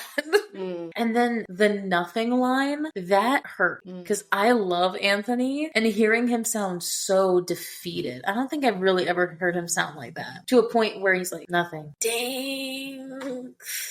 Baby, don't be sad. I'm sorry. Of course, then we move into chapter 15, where we talk about where Nesta's in the library. Not where we talk about. Where Nesta's in the library. Not gonna lie, this was really amazing. As she's looking into the darkness, you hear bubbles, like the cauldron. I saw what the director was doing there. It was very bubbly. Interesting. I was like, okay, I see where you're going with that. Also, I don't really know how to describe this, but like the emptiness sound, the very hollow, I feel like I could drop a pin in here and it would sound an echo. That empty tense sound is awesome, but it's also very a lot in the ears. But I thought it was really good for how it was. Also, the Gwen snipping her out was pretty good because when you hear Nesta, it's not in Gwen's voice. It's like Nesta, and then all of a sudden Nesta. It's very abrupt, kind of. It was almost like this big breath where she goes, coming back to reality, almost like she's fucking gasping for air kind of level of coming back. I really liked that part a lot. Also, then when Gwen is taking her away, she pulls out the stone. There's very like this humming noise with it, and you can hear it, which I liked a lot. Oh, and hearing Gwen said, "I don't deserve it," or "I don't deserve to wear it," was, again, Gwen has been very uppity and positive this whole time we've known her, and so the fact that she kind of got pressed a little bit there, where she's like, "Because I don't deserve," it was like, that is impacted. I want to know more about that. Maybe this is just me, but I don't know. Every training scene in this graphic audio is like, each one is my undoing. Because Cassian as a trainer is hot as fuck. Like him saying like, oh, let's do this. And there is no sex attached to it. There is no hotness. It's purely the fact of John narrating, but also like telling her to do things. Like, it's hot. You should listen if you haven't yet. You really should. Because it makes the charmingness of Cassian just come out a lot. But if you ask John, he's fucking, what is it? Humble as shit. So he's not more humble than he should. I feel like he's even more humble than Anthony. I feel like that's definitely. Like, and we already thought Anthony was entirely, I know, like, the most humble man ever. That's crazy. The music during his monologue was really pretty. When he starts talking about how like he grew up in the camp, and then talking about his mom, and it gave like the atmosphere of it, because it wasn't like super sad music, but it was very much like, when you're learning something new about a partner and Nostalgia. You're like a different viewpoint kind of music. Also Cassian telling her that his mom was dead, that was bad. Like he's like, she didn't make it. Like, level of I like the way sometimes Colleen's narration comes out in really good ways, and the shame feeling that Nesta had when talking about how he was building up his walls back up. Colleen elongated it in a very, I feel the shame and this oily feeling. Like you could feel it grating. It was like a grating sound, and I was like, damn, that's bad. Yeah, that's what that. I liked how that was said and narrated. Nesta's laugh was really good. Her very genuine laugh at the house. Hearing Natalie laugh at all was very nice. Very nice to the ears sounding. I don't know. That didn't make any sense, but Natalie, you have a nice sounding laugh. Yay. And we also love protective Cassian. Immediately when he's like, something happened to you in the library? What happened to you? Like, it's like, no, babe, fine. Also, the Lanthus monologue was cool. I mean, the whole, whenever he starts monologuing and like the music, the tense, very ancient music underneath it was really good. The music and John at the molten fire line, he's like, he is so enthralled by her. He's like, it's almost like he's getting close to her as just in pure curiosity. He's like, your eyes are molten steel, silver flame. It's almost like he's figuring it out for the first time as he's looking at it, like what he sees it as. It's like he's discovering it for the first time too. And the music at the wall scene, girl, I am dying. That killed me. I had to pause for a little bit because I was like, it wasn't sexy music, but it was very like intense love music. Like something to happen. And oh God, the two quotes that I gave you guys earlier about God, John saying them was just amazing. He's like, and I think it was the desperation in his voice when he said the line. And he's like, at first it was very strong. You know, the look on your face was, I saw it when you were first human. And then he says, and I almost went to my knees before. Very desperate and longing. And I was like, that is so cute. And I'm always thinking of that look on your face. The fucking sex just beyond that text alone. I was like, I'm like fanning myself at this point. Like, Jesus, this is a lot. And you know, the good old masturbation scene. I loved how Natalie went in. She did. She like the climax and everything. And then fucking Colleen's narration on the boot on top of that, like over it,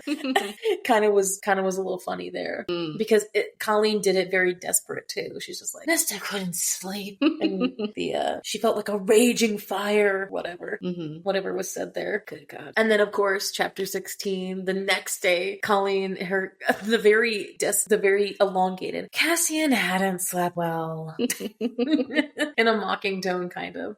Also, the whole breakfast scene, like there were so many probably moments to bring up. I loved the flustered Nesta and flustered John because it was very so.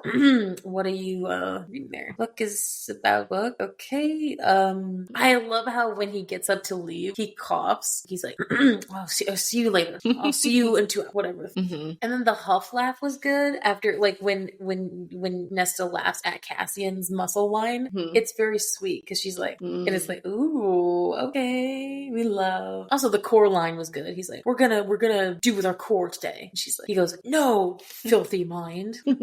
Also, girl, maybe this was because it was last night, me writing these notes, but panting Cassian, holy fuck. John went in. Like, he's just like, he's going, I could imagine him fucking like actually doing weights or something, doing those scenes because he's like, I mean, it wasn't that intense, but it was very much like it was very real. Like it didn't even seem fake. I mean, acting, but also, you know, I was like, and then the Nesta line came up, was just like, I wonder about him panting in the bedroom. And I even forgot that line was a thing, and I have the book in front of me. And I'm like, I mean, yeah, I'm thinking about that too, actually.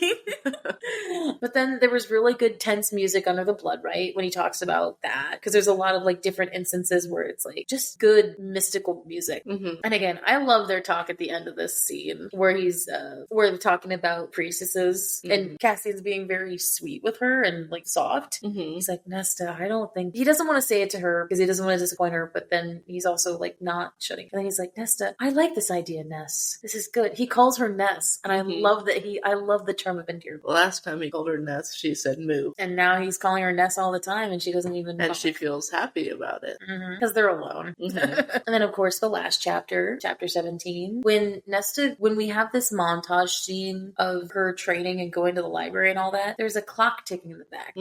Almost like kind of as time, well, obviously time is passing, but it's also to show that she's waiting for somebody to go up on the sign-up sheet. No one has yet. And she's like waiting. And then we get to their second training scene that we get, and he's like showing her his moves or whatever. And God, hearing Cassian train is amazing. It's hot as hell, but it's also it's just nice. It's very relaxing. The music though, when Nesta spaces out during training. Okay, I'm back.